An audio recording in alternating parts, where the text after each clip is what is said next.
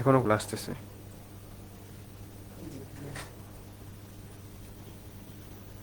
ফোনে গোলা দেখা যাচ্ছে। আচ্ছা, এখন একটু জানাও তো যে এখন কি মানে ঘোলা দেখা যাচ্ছে নাকি ক্লিয়ার দেখা যাচ্ছে? তো আমরা এখন শুরু করছি দ্বিতীয় পত্র দিয়ে, এবং আমরা এখানে মূলত এমসিকিউ সলভ করব। সৃজনশীলের গুরুত্বপূর্ণ কোন জিনিসগুলো এগুলো তোমাকে দেখিয়ে দিব। তুমি যদি এগুলো নোট করে পড়তে পারো, আশা করা যায় যে তুমি ভালো রেজাল্ট করবা। আশা করা যায় যে তুমি ভালো। তাহলে আমাদের প্রথম এমসিকিউ ছিল কি? আমাদের প্রথম এমসিকিউ ছিল যে ব্রিটিশ ইস্ট ইন্ডিয়া কোম্পানি গঠিত হয় কত সালে? 1500 সালে, 1600 সালে, 1700 সালে, 1750 সালে। আমরা জানি যে এই যে বিভিন্ন ব্রিটিশ যারা ছিল তারা বিভিন্ন দেশে তাদের শাসন পরিচালনার জন্য ব্রিটেনের যে রাজা অথবা রানী ছিল তারা বিভিন্ন রকমের কোম্পানি গঠন করছে। তারা একটা কোম্পানি পাঠাইছে আফ্রিকায়, আবার একটা কোম্পানি পাঠাইছে যে আমেরিকায়, এবং তারা যে এই যে ভারতীয় উপমহাদেশ, এই ভারতীয় উপমহাদেশে তারা যেই বণিক সংঘ অর্থাৎ বাণিজ্যিক সংঘটা পাঠায় তার নাম কি? তার নাম হলো গিয়ে ব্রিটিশ ইস্ট ইন্ডিয়া কোম্পানি। এবং এই যে ইস্ট ইন্ডিয়া কোম্পানি, এই ইস্ট ইন্ডিয়া কোম্পানিটা গঠিত হয় কত সালে? 1500 সালে, 1600 সালে, 1700 সালে, নাকি 1750 সালে? এই যে কোম্পানিটা, এই কোম্পানিটা গঠিত হয়েছিল 1600 সালে। কখন গঠিত হয়েছিল? এই কোম্পানিটা গঠিত হয়েছিল 1600 সালে। এই কোম্পানিটা কখন গঠিত হয়েছিল? এই কোম্পানিটা গঠিত হয়েছিল 1700 সালে। এই যে কোম্পানিটা, এই কোম্পানিটা গঠিত হয়েছিল কত সালে? গঠিত হয়েছিল মূলত 1600 সালে। এই কোম্পানিটা মূলত গঠিত হয়েছিল 1600 সালে। এই যে ব্রিটিশ ইস্ট ইন্ডিয়া কোম্পানিটা এই যে বাংলায় এসেছিল বা ভারতবর্ষে এসেছিল, এই ভারতবর্ষে এসে তারা বিভিন্ন রকমের বাণিজ্য কুঠি স্থাপন করে। তারা এই যে বাণিজ্য কুঠিটা, এই বাণিজ্য কুঠি সর্বপ্রথম তারা স্থাপন করে মুঘল সম্রাট জাহাঙ্গীরের কাছ থেকে। ভারতবর্ষে প্রথম বাণিজ্য কুঠি স্থাপনের অনুমতি পায় এই যে ব্রিটিশ ইস্ট ইন্ডিয়া কোম্পানি, যেটা 1600 সালে গঠিত হয়েছিল। তাদের এই যে ইস্ট ইন্ডিয়া কোম্পানিটা, এটা কার কাছ থেকে সর্বপ্রথম বাণিজ্য কুঠি স্থাপনের অনুমতি পায়? মুঘল সম্রাট জাহাঙ্গীরের কাছ থেকে। অর্থাৎ তারা যখন এইখানে এসেছিল তখন কারা শাসন করতেছিল বাংলা? তখন বাংলা শাসন করতেছিল মুঘল সম্রাট জাহাঙ্গীর। এইভাবে কিন্তু প্রশ্ন আসে যে এই যে ইস্ট ইন্ডিয়া কোম্পানি কখন বা কার সময়ে তারা বাণিজ্য কুঠি স্থাপনের অনুমতি লাভ করে? তখন তোমরা উত্তর কি দিবে? মুঘল সম্রাট জাহাঙ্গীরের কাছ থেকে বাণিজ্য কুঠি স্থাপনের অনুমতি পায়। এবং এটা এই যে ইস্ট ইন্ডিয়া কোম্পানি, এটা গঠিত হয়েছিল কত সালে? এটা গঠিত হয়েছিল 16 সালে। এটা কত সালে গঠিত হয়েছিল? 16 সালে। তারপরে যে এই যে নবাব সিরাজউদ্দৌলা কত সালে বাংলা, বিহার, উড়িষ্যার নবাব হন? 1556 সালে, 1656 সালে, 1756 সালে, নাকি 1765 সালে? আমরা জানি কি, তোমরা এটা বলো তো এটা কি হবে? এই যে সিরাজউদ্দৌলা, তিনি কত সালে বাংলা, বিহার এবং উড়িষ্যার নবাব হন? কত সালে তিনি বাংলা, বিহার, উড়িষ্যার নবাব হন? আমরা কি জানি? আমরা জানি যে নবাব সিরাজউদ্দৌলার যে নানা ছিল, তার নানা কে ছিল? নবাব আলীবর্দী খাঁ। এই যে নবাব আলীবর্দী খাঁ, তার মৃত্যু হয় কত সালে? তার মৃত্যু হয় 1756 সালে। এবং তার মৃত্যুর পরে তার যে নাতি ছিল সিরাজউদ্দৌলা, তিনি বাংলা, বিহার এবং উড়িষ্যার তিনি হলে গিয়ে মসনদে বসেন। এবং তিনি কত সালে, এই যে নবাব আলীবর্দী খাঁ, তিনি যত সালে মারা যান তার নাতি ঠিক ওই সালেই মূলত বাংলা, বিহার এবং উড়িষ্যার এই যে নবাবী মসনদ, এই নবাবী মসনদে তিনি হলে গিয়ে বসেছিলেন। তাহলে তোমাদের কাছে প্রশ্ন ছিল যে এই যে নবাব সিরাজউদ্দৌলা কত সালে বাংলা, বিহার এবং উড়িষ্যার নবাব হন? ওকে, ডলি বলছো সি, বায়েজিদ বলছো 1756। আচ্ছা, তোমাদের সবার উত্তর ঠিক আছে। এটা কত সালে হয়েছিল? 1756 সালে। 1756 সালে তিনি মূলত বাংলা, বিহার এবং উড়িষ্যার নবাব হন। তোমাদের কাছে এখন আমাদের প্রশ্ন, এই যে ইংরেজরা এসেছিল, এখানে এসে বিভিন্ন রকমের বাণিজ্য কুঠি স্থাপন করেছিল, এটা মূলত কেন করেছিল? তাদের কি মূলত কি বাণিজ্য করার উদ্দেশ্য ছিল, নাকি তাদের মূল উদ্দেশ্য ছিল এই অঞ্চলের যে রাজনৈতিক পট আছে সেটাকে পরিবর্তন করা এবং এখানে মূলত ক্ষমতা দখল করা? তাদের মূল উদ্দেশ্য কখনোই বাণিজ্য ছিল না।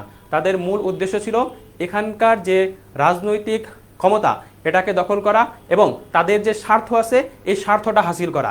এই স্বার্থ হাসিল করার জন্য তারা বিভিন্ন সময়ে বিভিন্ন রকম কূটকৌশল তারা করেছে।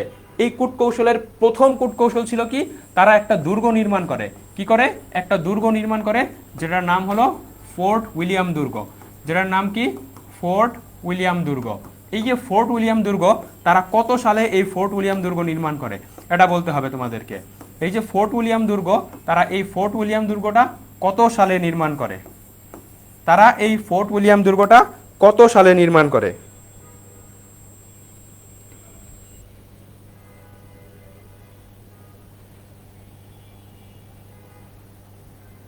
তোমরা বলো যে এই যে তারা ফোর্ট উইলিয়াম দুর্গ একটা নির্মাণ করেছিল, যার মূল কারণ কি ছিল?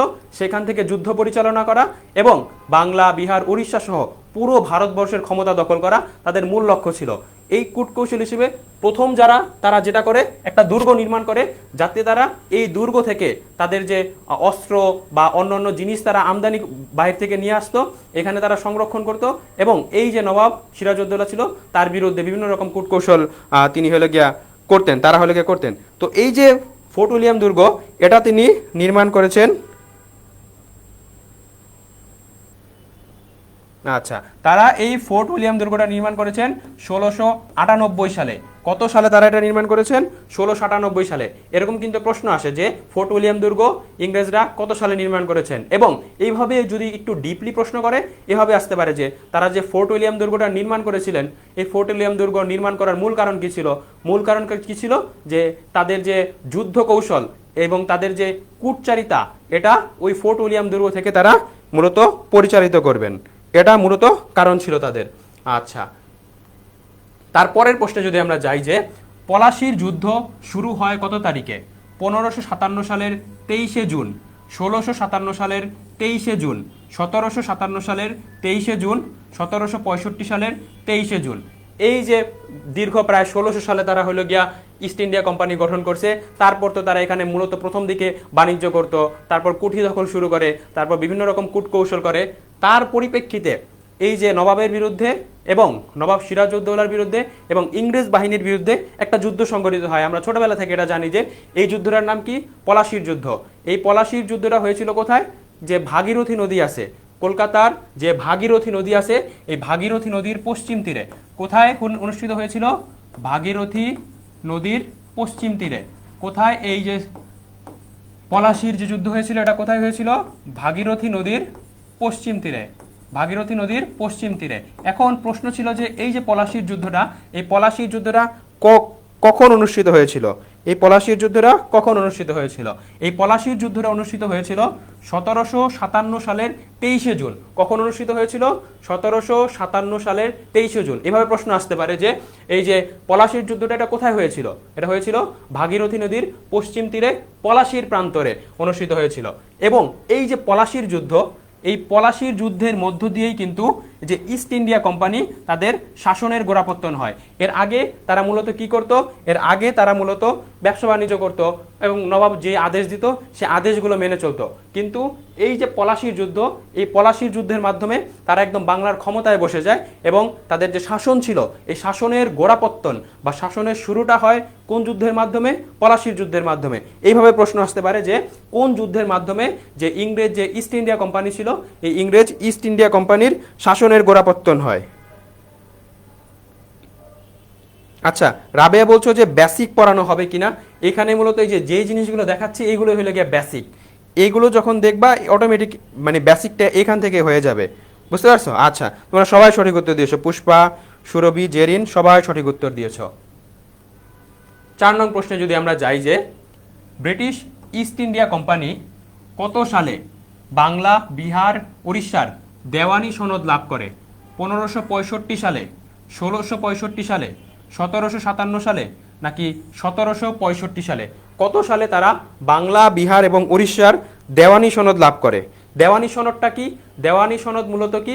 এই যে বিভিন্ন ট্যাক্স আরোপ করে না, এই ট্যাক্স আরোপের ক্ষমতা ব্রিটিশদের কাছে চলে যায়। এর আগে ছিল কার কাছে? নবাবের কাছে ছিল। নবাব তো পরাজিত হয়ে গেছে, কিন্তু তাদের ব্রিটিশদের হাতে তখনও দেওয়ানি সনদটা যায়নি। এই দেওয়ানি সনদটা লাভ করে কত সালে? অর্থাৎ এই যে ট্যাক্স আরোপ করবে তারা, কে কত পার্সেন্ট ট্যাক্স দিবে, কার কোন খাতে কি পরিমাণ ট্যাক্স হবে, কৃষি জমিতে কি পরিমাণ ট্যাক্স হবে, বাণিজ্য করার ক্ষেত্রে কি পরিমাণ ট্যাক্স দিতে হবে, এটাকে বলা হয় দেওয়ানি সনদ। এই যে ব্রিটিশ ইস্ট ইন্ডিয়া কোম্পানি, এটা কবে বাংলা, বিহার এবং উড়িষ্যার দেওয়ানি সনদটা লাভ করে? তোমরা এটা বলো যে কত সালে এটা দেওয়ানি সনদটা লাভ করে তারা। নাবিলা বলছো 4 ডি। ফাহিম বলছো 1757, না 1757 হবে না। পিঙ্কি বলছো 1757, নাবিলা বলছো 4 ওকে। এই যে ব্রিটিশ ইস্ট ইন্ডিয়া কোম্পানি তারা দেওয়ানি সনদ লাভ করে 1765 সালে। কত সালে দেওয়ানি সনদ লাভ করে? 1765 সালে। কখন তারা দেওয়ানি সনদ লাভ করে? 1765 সালে। ওকে, আমরা তারপরের প্রশ্নে যদি যাই যে চিরস্থায়ী বন্দোবস্ত প্রবর্তন করা হয় কবে? 1693 সালে, 1765 সালে, 1793 সালে, নাকি 1857 সালে? চিরস্থায়ী বন্দোবস্তটা কি আসলে? চিরস্থায়ী বন্দোবস্ত কি? এই যে আগে মূলত কি হইতো যে জমির হলো গিয়ে একজন জমিদার ছিল, হয় সেটা হিন্দু জমিদার হবে, না হলে সেটা মুসলমান জমিদার হবে। এবং এই যে জমিটা চাষ করবে, এই জমি যে চাষ করবে কৃষক, তাকে হলো গিয়ে ইজারা নিতে হইতো কার কাছ থেকে? ওই হিন্দু জমিদার বা মুসলিম জমিদারের কাছ থেকে। মূলত হিন্দু জমিদারের যে প্রাধান্য সেটা হলো গিয়ে বেশি ছিল। তো ওই হিন্দু জমিদার আবার হলো গিয়ে ওই জমির যে অংশটা, ওই অংশটা আবার ওই হিন্দু জমিদারকে আবার নিতে হইতো কার কাছ থেকে? ওই যে ব্রিটিশের যে ইস্ট ইন্ডিয়া কোম্পানি আছে তাদের কাছ থেকে। এবং একটা নির্দিষ্ট পরিমাণ ট্যাক্স ওই যে হিন্দু জমিদার ছিল তাকে হলো গিয়া শুল্ক হিসেবে বা কর হিসেবে ওই যে ব্রিটিশ ইস্ট ইন্ডিয়া কোম্পানি ছিল তাদেরকে দিতে হইতো। তো এইখানে যে চিরস্থায়ী বন্দোবস্তটা কি হয় যে ওই জমির মালিক একবারের জন্য কি হয়ে যাবে? ওই হিন্দু জমিদারটা হয়ে যাবে এবং ওই হিন্দু জমিদারকে বাৎসরিক একটা ট্যাক্স ওই যে কোম্পানি আছে ব্রিটিশ ইস্ট ইন্ডিয়া কোম্পানি তাদেরকে প্রদান করতে হবে। এটাকেই বলা হয় চিরস্থায়ী বন্দোবস্ত। অর্থাৎ আগে ছিল কি? আগে হলো বছর বছর হলে গিয়ে ইজারা নিতে হইতো, কিন্তু এই চিরস্থায়ী বন্দোবস্তের ফলে কি হবে? চিরস্থায়ী বন্দোবস্তের ফলে ওই হিন্দু জমিদার পুরোপুরি জমির মালিক হয়ে যাবেন এবং নির্দিষ্ট পরিমাণ ট্যাক্স তিনি হলে গিয়ে ওটাকে প্রদান করবেন। তো এই যে চিরস্থায়ী বন্দোবস্তটা, এই চিরস্থায়ী বন্দোবস্তটা প্রবর্তন করা হয় কবে? এটা কি 1693 সালে, 1765 সালে, 1793 সালে, নাকি 1857 সালে? এই যে চিরস্থায়ী বন্দোবস্তটা, এই চিরস্থায়ী বন্দোবস্ত প্রবর্তন করা হয় 1793 সালে। এবং এই চিরস্থায়ী বন্দোবস্তটা কে করেছেন, কোন লর্ড করেছেন, সেটাও কিন্তু প্রশ্ন আসে। এই যে চিরস্থায়ী বন্দোবস্তটা এটা করা হয় লর্ড কর্নওয়ালিসের সময়ে। কার সময়ে? লর্ড কর্নওয়ালিসের সময়ে চিরস্থায়ী বন্দোবস্তটা করা হয়। এটা কার আমলে করা হয়? লর্ড কর্নওয়ালিসের সময়ে। এটা কিন্তু গুরুত্বপূর্ণ, এগুলো কিন্তু প্রশ্ন আসে যে কার আমলে চিরস্থায়ী বন্দোবস্ত হয়, কত সালে চিরস্থায়ী বন্দোবস্ত হয়। এবং ঠিক তার আগে এই যে ওয়ারেন হেস্টিংস ছিলেন, এই ওয়ারেন হেস্টিংসের আমলে 1 সালা ও 5 সালা বন্দোবস্ত হয়। কি হয়? 1 সালা এবং 5 সালা বন্দোবস্ত হয়। অর্থাৎ 1 সালাটা কি? 1 সালাটা হলো ধরো ফসল উৎপাদন করতেছো, যেসব ফসলগুলো বাৎসরিক উৎপাদন হয় তার ক্ষেত্রে একটা ট্যাক্স দিতে হতো। এবং 5 সালাটা কি? 5 সালা হলো গিয়ে যেসব ফসল ধরো 1 বছর উৎপাদন হয় না, যেসব ফসল উৎপাদন হতে একটু বেশি সময় লাগে, সেসব পণ্যের ক্ষেত্রে আলাদা সেসব যে ফসলগুলো হতো সেসব ফসলের ক্ষেত্রে আলাদা ট্যাক্স দিতে হতো। এটাই ছিল 1 সালা এবং 5 সালা। অর্থাৎ 1 সালা হলো গিয়ে বাৎসরিক একটা ট্যাক্স দিতে হতো এবং 5 সালার ক্ষেত্রে যেসব পণ্য বা যেসব ফসল উৎপাদিত হতে একটু বেশি সময় লাগে সেসব ফসলের ক্ষেত্রে আলাদা ট্যাক্স ধরা হতো। এটা হলো গিয়ে 1 সালা এবং 5 সালা বন্দোবস্ত বলা হয়। এই 1 সালা এবং 5 সালা বন্দোবস্ত হয় কার আমলে? এই 1 সালা এবং 5 সালা বন্দোবস্ত হয় ওয়ারেন হেস্টিংসের আমলে। কার আমলে হয়? ওয়ারেন হেস্টিংসের আমলে। তোমরা কি এটা বুঝতে পেরেছো যে 1 সালা 5 সালা বন্দোবস্ত কি এবং যে এই চিরস্থায়ী বন্দোবস্ত কি? আচ্ছা নাবিলা, এটা পিডিএফ অবশ্যই দেওয়া হবে, তোমাদের দাগানো পিডিএফ দেওয়া হবে। তোমরা কি এটা বুঝতে পেরেছো যে 1 সালা 5 সালা বন্দোবস্ত কি আর চিরস্থায়ী বন্দোবস্তটা কি?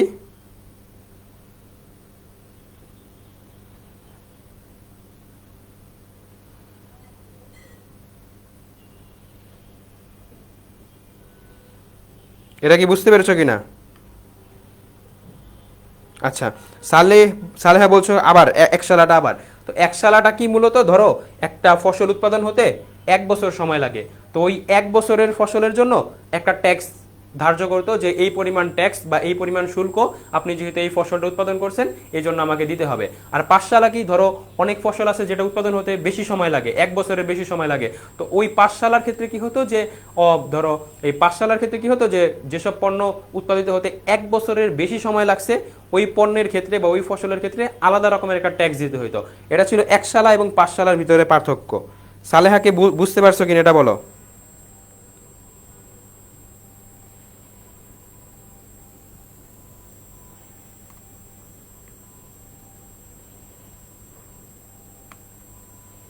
আচ্ছা ঠিক আছে, সালেহা কি বুঝতে পারছো কিনা কনফার্ম করো। কনফার্ম করলে আমরা পরের প্রশ্নে যাই। ওকে, বুঝতে পারছো, ঠিক আছে। আমরা তার পরের প্রশ্নে যাই যে ব্রিটিশ শাসনামলে অধিকাংশ মুসলমান জমিদার তাদের জমিদারি হারানোর কারণ হলো ভূমি রাজস্ব বহুগুণে বৃদ্ধি পাওয়া,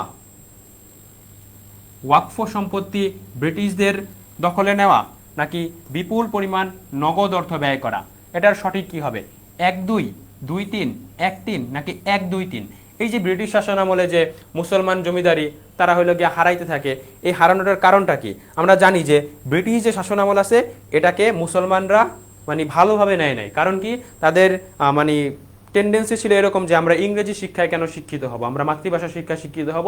এবং যারা হিন্দু ছিল, বিশেষ করে সেই সময় যে রাজা রামমোহন রায় এবং ঈশ্বরচন্দ্র বিদ্যাসাগরের যে শিক্ষাক্ষেত্রে প্রভাব, সেই প্রভাবে হিন্দু যারা ছিল তারা একটু অনুপ্রাণিত হয়ে শিক্ষা দীক্ষায় তারা মুসলমানদের তুলনায় অনেক আগায় যায়। এবং এই সময়ে হিন্দু মুসলিমদের মধ্যে ব্যাপক ডিফারেন্স হয়, যার কারণে ওই যে অর্থনৈতিক বৈষম্যটা অনেক প্রকট হয়ে ওঠে। হিন্দুরা অনেক আগায় যায় এবং মুসলমানরা সব ক্ষেত্রে, শিক্ষা ক্ষেত্রে বলো, অর্থনৈতিক ক্ষেত্রে বলো, সব দিক থেকে পিছিয়ে যায়। তো সব কিছু এই যে রাজাদের মেনলি হলো গিয়া যে হিন্দু রাজারা ছিল তারা হলো গিয়া জমির যে ইজারা নিত, এটা কাদের কাছ থেকে নিত? ওই যে ব্রিটিশদের কাছ থেকে নিত।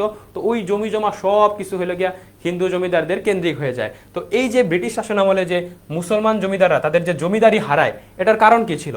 তাদের কারণ কি ছিল? যে ভূমি রাজস্ব বহুগুণে বৃদ্ধি পাওয়া, নাকি যে ওয়াকফ সম্পত্তি ছিল সেটা ব্রিটিশদের দখলে নেওয়া, নাকি বিপুল পরিমাণ নগদ অর্থ ব্যয় করা? এই যে ব্রিটিশ শাসন আমল, এই সময় কি হয়েছে যে যে ভূমির যে রাজস্ব, অর্থাৎ একটা ভূমিতে ফসল উৎপাদন করলে যে ট্যাক্স দিতে হবে, যে শুল্ক দিতে হবে, এটা বহুলাংশে তারা বৃদ্ধি করে দেয়। এবং তোমরা তো নীল চাষের কথা জানোই যে বাধ্য করে কৃষকদেরকে বাধ্য করা হয় নীল চাষের জন্য। তো এটা কিন্তু যায় যে ভূমি রাজস্ব বহুগুণে বৃদ্ধি মূলত ব্রিটিশরা করেছিল। ওয়াকফ সম্পত্তি ব্রিটিশদের দখলে নেওয়া, এই যে ব্রিটিশরা ছিল, এই ব্রিটিশরা ওয়াকফ সম্পত্তিটা কি আসলে আগে বলি যে ওয়াকফ সম্পত্তি হলো যে ধরো বিভিন্ন যে সম্পদ থাকে না, যে যেগুলো হলো গিয়ে মূলত দান করে দেওয়া হয়, বিশেষ করে ওই যে যাদের হলো গিয়া সম্পত্তির কোনো মানে ওয়ারিশ থাকে না, তো তাদের সম্পত্তি কি হয়, তারা হইলে গিয়ে বিভিন্ন দাতব্য যে সংস্থান আছে, মসজিদ, মন্দির, এসব জায়গায় দান করে দেয়। তো মুসলমানদের ওই সময় খুব মানে যারা জমিদার ছিল তারা মূলত এই যে ওয়াকফ সম্পত্তিকে কেন্দ্র করে জমিদার হয়েছিল। তো ব্রিটিশরা একটা নিয়ম করলো কি, যে এই যে ওয়াকফ সম্পত্তি এই যে মুসলমানরা এগুলো নিয়ে যাচ্ছে, এটার প্রপার ইউটিলাইজ মুসলমানরা করতে পারতেছে না। তো এটা যদি আমাদের সরকারি তত্ত্বাবধানে নিয়ে আসা যায়, তাহলে এই যে ওয়াকফ সম্পত্তি এটার আমরা প্রপার যে ইউটিলাইজ এটা আমরা করতে পারবো। তো এটাও কিন্তু কারণ ছিল যে ওয়াকফ সম্পত্তি কিন্তু যে মুসলমানদের যে ওয়াকফ সম্পত্তি এটা কিন্তু ব্রিটিশদের দখলে নিয়ে নিয়েছিল। কিন্তু এই যে 3 নাম্বারটা, যে বিপুল পরিমাণ নগদ অর্থ ব্যয় করা, মুসলমানদের তো অর্থই ছিল না, তারা কোন জায়গা থেকে অর্থ ব্যয় করবে? সুতরাং এটা কিন্তু হচ্ছে না। তাহলে এই যে প্রশ্ন যেটা ছিল এটার কিন্তু কি হবে? 1-2 হবে। মুসলমানরা যে তাদের জমিদারিত্ব হারাচ্ছিল, এটার মূল কারণ কি ছিল? যে ভূমি রাজস্ব বহুগুণে বেড়ে গেছে এবং ওয়াকফ সম্পত্তি যেটা ছিল এটা ব্রিটিশরা করায়ত্ত করে নিছে। ওকে, আচ্ছা, বায়াজিদেরটা ভুল গেছে, বায়াজিদেরটা হয় নাই, বাকি সবারটাই ঠিক আছে। আচ্ছা, ওয়াকফ মানে হলো গিয়ে যে যে সম্পত্তিগুলো ধরো ওয়ারিশ থাকে না, ধরো যে কোনো সন্তান নাই, অথবা যারা নিবে, ধরো আমাদের মূলত কি হয় যে আমাদের বাবা মার সম্পত্তি আমরা পাই, বা অথবা আমাদের আমাদের বাবা মার যদি কোনো মানে ছেলে সন্তান না থাকে, তাহলে কে পাবে? আমাদের চাচাতো ভাই বোন যারা আছে তারা হইলো গিয়া পায়। তো এই সব ক্ষেত্রে যারা থাকে না, ধরো যাদের চাচাতো ভাই বোন নাই অথবা যাদের কোনো সন্তান নাই, সেই যে সম্পদগুলো, এই সম্পদগুলো কি হয়? এগুলো হলো গিয়ে সরকারি প্রতিষ্ঠানে চলে যায়। এবং সেই সময়ে এই সম্পত্তিগুলো তারা মানে মারা যাওয়ার আগে তারা এগুলো দান করে দিতেন। দান করে কাদেরকে দিতেন? ওই বিভিন্ন মসজিদ অথবা এতিমখানা বা দরগা ছিল, এই জায়গায় হলো গিয়ে তারা হলো গিয়ে মূলত এগুলো দান করে দিতেন। এই যে সম্পত্তিগুলো যেগুলোর কোনো ওয়ারিশ থাকে না, তাদেরকে বলা হয় ওয়াকফ সম্পত্তি। ওয়াকফ সম্পত্তিকে এটা কি বুঝতে পারছো?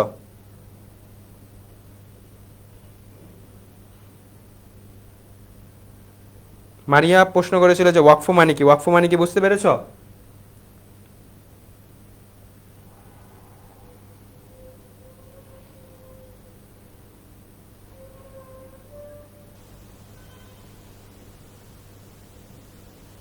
ওকে, ঠিক আছে, বেনামী সম্পত্তি। আচ্ছা, তারপরের প্রশ্নে যাই আমরা। দ্বৈত শাসন প্রবর্তন করেন কে? Lord Clive, William Hamilton, Lord Cornwallis, নাকি ওয়ারেন হেস্টিংস? কে মূলত এই যে দ্বৈত শাসন যেটা আছে এটা প্রবর্তন করেন? দ্বৈত শাসনটা কি? ধরো একটা সরকারে যদি 2 ধরনের সিস্টেম থাকে বা 2 ধরনের যদি প্রশাসনিক ব্যবস্থা থাকে, সেটাকে বলা হয় দ্বৈত শাসন। দ্বৈত শাসনে কি হয়? দ্বৈত শাসনে মূলত যে তুমি বলো যে উচ্চ পদগুলো যেগুলো আছে, উচ্চ পদ, উচ্চ পদগুলো মূলত ব্রিটিশদের আন্ডারে ছিল। ব্রিটিশরা দ্বৈত শাসনের মাধ্যমে যে উচ্চ পদগুলো, এই উচ্চ পদগুলো ব্রিটিশদের আন্ডারে নিয়ে যায়, ব্রিটিশদের কাছে নিয়ে যায়। উচ্চ পদগুলো কিসে করে? ব্রিটিশদের কাছে নিয়ে যায়। এবং যে নিম্ন পদগুলো আছে, এই নিম্ন পদগুলো মূলত এই যে তৎকালীন যে শাসক ছিল বা জমিদার ছিল, সেগুলো কি করে? এই যে দ্বৈত শাসনের মাধ্যমে নিম্ন পদগুলো হলো গিয়া জমিদার অথবা স্থানীয় যে নেতা টাতা ছিল তাদের হাতে দিয়ে দেয়।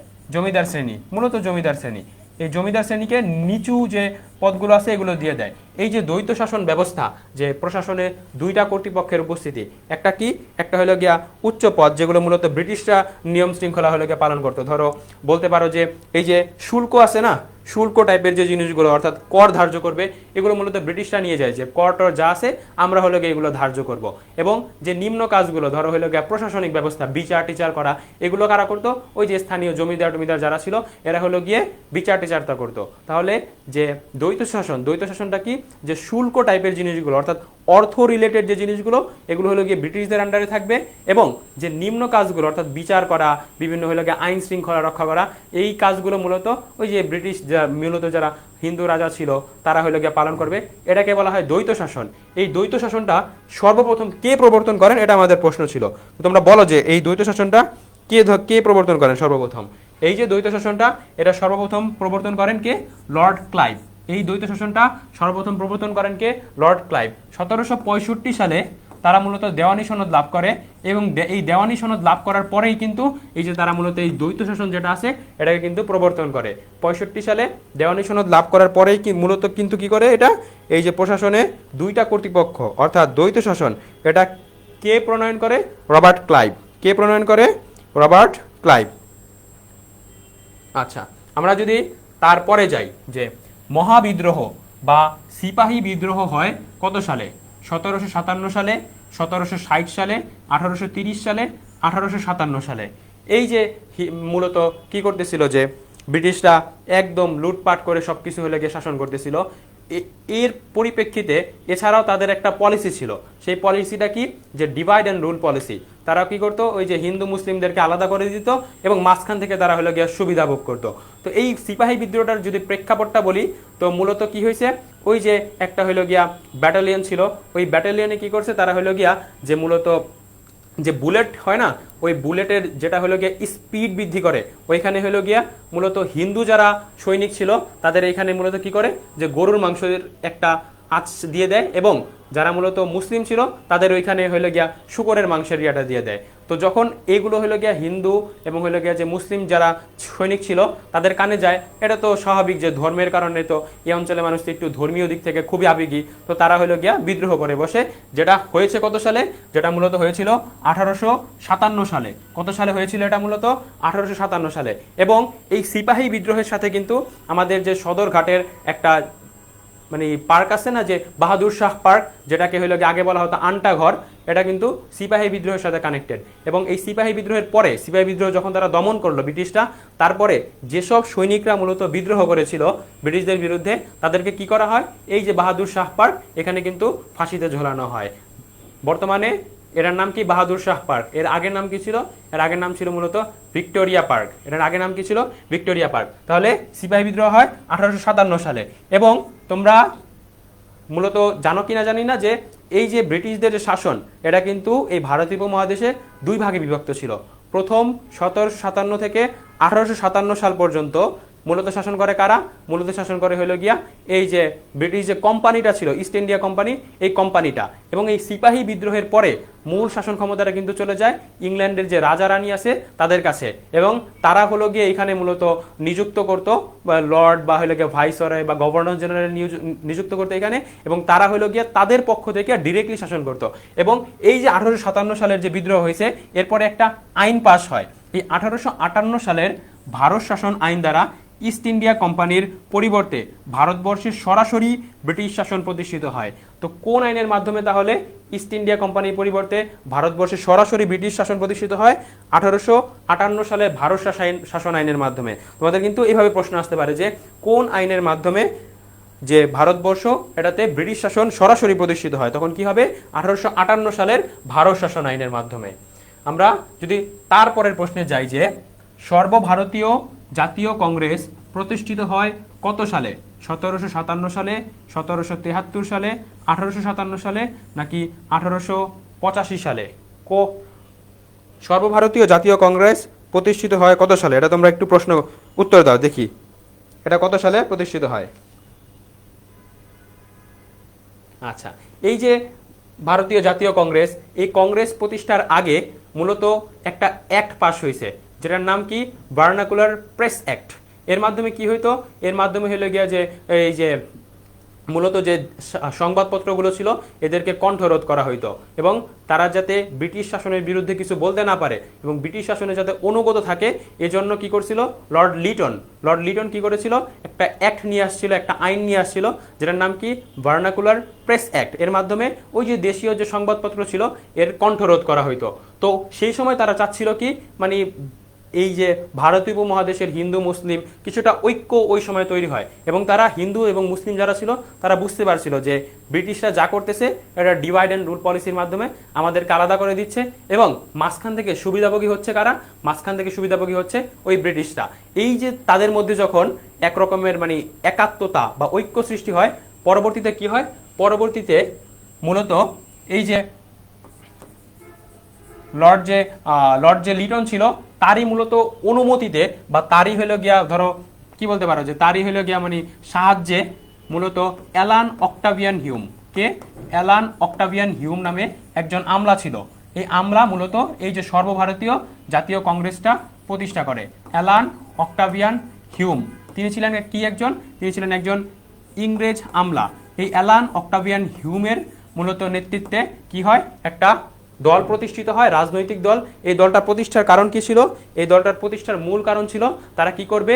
এই যে ব্রিটিশ শাসন যারা আছে বা ব্রিটিশ শাসনের পক্ষে তারা বৈধ উৎপাদন করবে এবং ব্রিটিশ শাসনের বিরুদ্ধে কিছু বলবে না, ধরো দেশীয় সংবাদপত্রগুলো বলছে। এবং এই দলটা কি হবে? এই দলটা মূলত ওই যে ভারতের যে দল আছে বা হিন্দু মুসলিম এই ভারতের যে জনগোষ্ঠী আছে এদের দ্বারা পরিচালিত হবে। যখন দেশীয় সংবাদপত্রগুলো ওই ইংরেজ শাসনের বিরুদ্ধে লেখালেখি করবে, এই যে কংগ্রেস কি করবে? কংগ্রেস হলো গিয়া ইংরেজ শাসকের পক্ষে কথা বলবে। তো কি হবে? ওই যে 50-50 করে দেওয়ার চেষ্টা করবে, মানে যাতে দ্বন্দ্বগুলো না হয়। তো এটা প্রতিষ্ঠার মূল কারিগর ছিলেন কে? Alan Octavian Hume. এটা এই যে দলটা এটা প্রতিষ্ঠা করা হয়েছে 1885 সালে। কখন প্রতিষ্ঠা করা হয়েছে? 1885 সালে। এবং এই যে এই দলটার প্রথম সভাপতি কে ছিলেন? এই দলটার প্রথম সভাপতি কে ছিলেন? এটা তোমরা বলো যে এই যে অ্যালান অক্টাভিয়ান হিউম কংগ্রেস প্রতিষ্ঠা করেন, এই দলটার প্রথম সভাপতি কে ছিলেন? এই দলটার প্রথম সভাপতি ছিলেন বাঙালি ব্যারিস্টার উমেশ চন্দ্র ব্যানার্জি। কে ছিলেন? বাঙালি ব্যারিস্টার উমেশ চন্দ্র ব্যানার্জি। কে ছিলেন? বাঙালি ব্যারিস্টার উমেশ চন্দ্র ব্যানার্জি। তোমরা কি এটা বুঝতে পারছো যে কিভাবে এই দলটা প্রতিষ্ঠা করা হইলো? এই দলটা কেন এবং কিভাবে প্রতিষ্ঠা করা হইলো এটা কি বুঝতে পেরেছো তোমরা?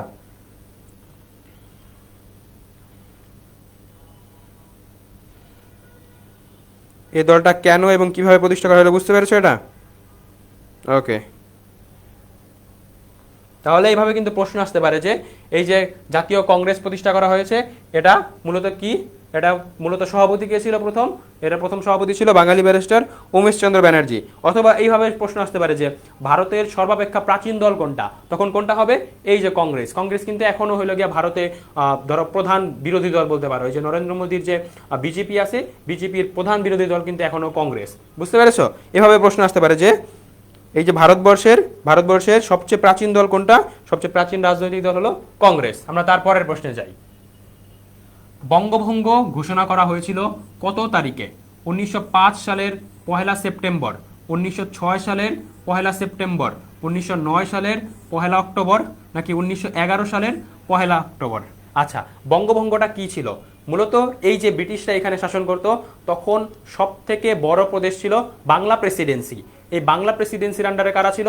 বাংলা প্রেসিডেন্সির আন্ডারে বর্তমান যে বাংলাদেশ আছে ওই বাংলাদেশের পূর্ববঙ্গ এবং আসাম প্রদেশ ছিল এইদিকে, এবং ভারতের যে পশ্চিমবঙ্গ অর্থাৎ কলকাতা আছে এই যে দুইটা রাজ্য বা দুইটা প্রদেশ, এটা নিয়ে গঠিত হয়েছিল বাংলা প্রেসিডেন্সি। এবং এই বাংলা প্রেসিডেন্সির সবচেয়ে বেশি জনসংখ্যা ছিল। এই বাংলা প্রেসিডেন্সিকে ব্রিটিশরা মূলত চেষ্টা করলো কি, যে এই যে এখানে যেহেতু হিন্দু মুসলিমদের মধ্যে একটু ঐক্য সাধন হচ্ছে, সুতরাং এটা কিন্তু আমাদের জন্য বিপজ্জনক। পাশাপাশি কি, এই যে হিন্দু মুসলিম যদি ঐক্য হয়ে যায়, তারা কি করবে, তারা একসাথে হয়ে গেলে ব্রিটিশদের জন্য ঝামেলা।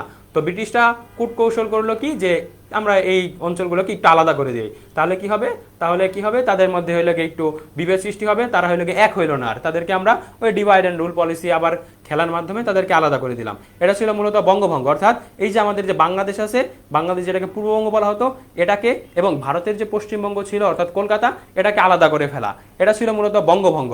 এই বঙ্গভঙ্গটা তারা ঘোষণা করেছিল কত তারিখে? তারা এটা ঘোষণা করেছিল 1905 সালের 1 সেপ্টেম্বর। কখন ঘোষণা করেছিল?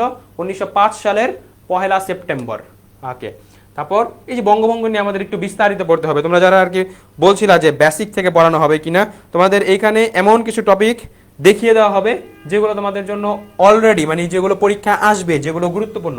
সুতরাং বেসিক থেকে পড়াশোনার এখন আর দরকার নাই। তোমরা এইখানে যেই টপিকগুলো দেখানো হচ্ছে, এই টপিকগুলো একটু ইনডেপথে, যে টপিকগুলো এখানে যেগুলো তোমাদের লাগবে, যেগুলো তোমাদের দরকার, যেগুলো পরীক্ষায় আসে, সেগুলো এখানে এই যে স্লাইড আকারে সুন্দর করে দেওয়া থাকবে এবং এগুলো বুঝিয়ে দেওয়া হবে। তাহলে এই যে বঙ্গভঙ্গটা আমরা অলরেডি বলছি যে 1 সেপ্টেম্বর এটা ঘোষণা করা হয়েছে এবং এটা কার্যকর হয় কখন থেকে? 15 অক্টোবর 1905 সাল থেকে এটা কার্যকর হয়। তখন ঢাকা, রাজশাহী, চট্টগ্রাম বিভাগ এবং আসাম নিয়ে গঠিত হয় কি? পূর্ববঙ্গ এবং আসাম প্রদেশ। এবং এই যে প্রদেশটা গঠন করা হয়েছে, এটার নতুন রাজধানী হয় কোনটা? এটার নতুন রাজধানী হয় ঢাকা। এবং পশ্চিম বাংলা, বিহার, উড়িষ্যা নিয়ে গঠিত হয় পশ্চিমবঙ্গ, যার রাজধানী হয় কোনটি? যার রাজধানী হয় কলকাতা। এই বঙ্গভঙ্গের পিছনে কিছু কারণ ছিল, এটা আমরা একটু বিস্তারিত দেখবো। যে মূল কারণ কি ছিল? যে প্রশাসনিক কারণ। প্রশাসনিক কারণ কি? এই যে বাংলা প্রেসিডেন্সি যে প্রদেশটা ছিল, এটা ছিল আয়তনে সবচেয়ে বড়, অথবা হইল গিয়ে এবং আয়তনে বা জনসংখ্যা হইল গিয়ে সবচেয়ে বড়। তো ব্রিটিশরা চিন্তা ভাবনা করলো কি, যে এত বড় অঞ্চল আসলে শাসন করা অনেক কঠিন, তো আমরা যদি একটুখানি আলাদা করে নিই, তাহলে কি হইব? তাহলে আলাদা করে নিলে এটা একটু শাসন করা আমাদের জন্য সহজ হইব। প্রশাসনিক কারণ মূলত এটা ছিল, যে যেহেতু জনসংখ্যায় অনেক বড়, আয়তনে বড়, তারপর এখানে অনেক বেশি মানুষ, এবং মূলত এখানে আন্দোলন বেশি হয়, এটা যদি আমরা আলাদা করে দেই, তো এটা আমাদের শাসন করা একটু সুবিধা হইব। প্রশাসনিক কারণ ছিল এটা। রাজনৈতিক কারণ কি? রাজনৈতিক কারণ ছিল ওই যে মূলত যে ডিভাইড অ্যান্ড রুল পলিসি। অর্থাৎ কি করবে, যে এই অঞ্চলে যেহেতু আন্দোলন বেশি হয়, তো তাদেরকে আমরা একটুখানি আলাদা করে দিই, যাতে আমাদের হইলো গিয়ে আর ভেজাল না থাকে। তাদেরকে আলাদা করে দিলাম, আন্দোলন হইলো না, আমরা হইলো গিয়ে সুবিধা মতো আমাদের যে শাসন আছে এটা আমরা চালায় যেতে পারলাম। এটা ছিল রাজনৈতিক কারণ। এবং অর্থনৈতিক কারণের দিক থেকে তারা বলেছিল যে এই অঞ্চলে যে মুসলিমরা ছিল, এই অঞ্চলে মুসলিমরা ছিল সবচেয়ে পিছায়া। মানে তোমার হইলো গিয়া, ধরো তুমি ঢাকায় জন্মগ্রহণ করছো, সেই সময় তোমার কিছু করতে হলে কই যেতে হবে? তোমার যেতে হবে হইলো গিয়া কলকাতায়। তুমি ধরো চিকিৎসা নিবা, যেতে হবে কলকাতায়। তুমি পড়াশোনা করবা, যেতে হবে কলকাতায়। তুমি হইলো গিয়া ড্রয়িং আর্ট শিখবা, তোমার কোথায় যেতে হবে? যেতে হবে কলকাতায়। সব কিছু ছিল কোন দেশ কেন্দ্রিক বা কোন অঞ্চল কেন্দ্রিক? ওই কলকাতা কেন্দ্রিক। তো এই অঞ্চলে মুসলিমরা যেহেতু পিছিয়ে আছে, তাই এই অঞ্চলটাকে যদি আলাদা করা যায় এই ভারতের পশ্চিমবঙ্গ থেকে, তাহলে এই অঞ্চলের যে উন্নয়ন, সেটার ক্ষেত্রে একটু মনোযোগ দেওয়া যাবে। এবং এই অঞ্চলের যে মুসলিমরা, ওই সময় তো মুসলিমরা হইলো গিয়া ব্রিটিশদের প্রতি খুব অখুশি ছিল, যেহেতু হইলে গিয়ে ওই পশ্চিমবঙ্গ কেন্দ্রিক সবকিছু ছিল।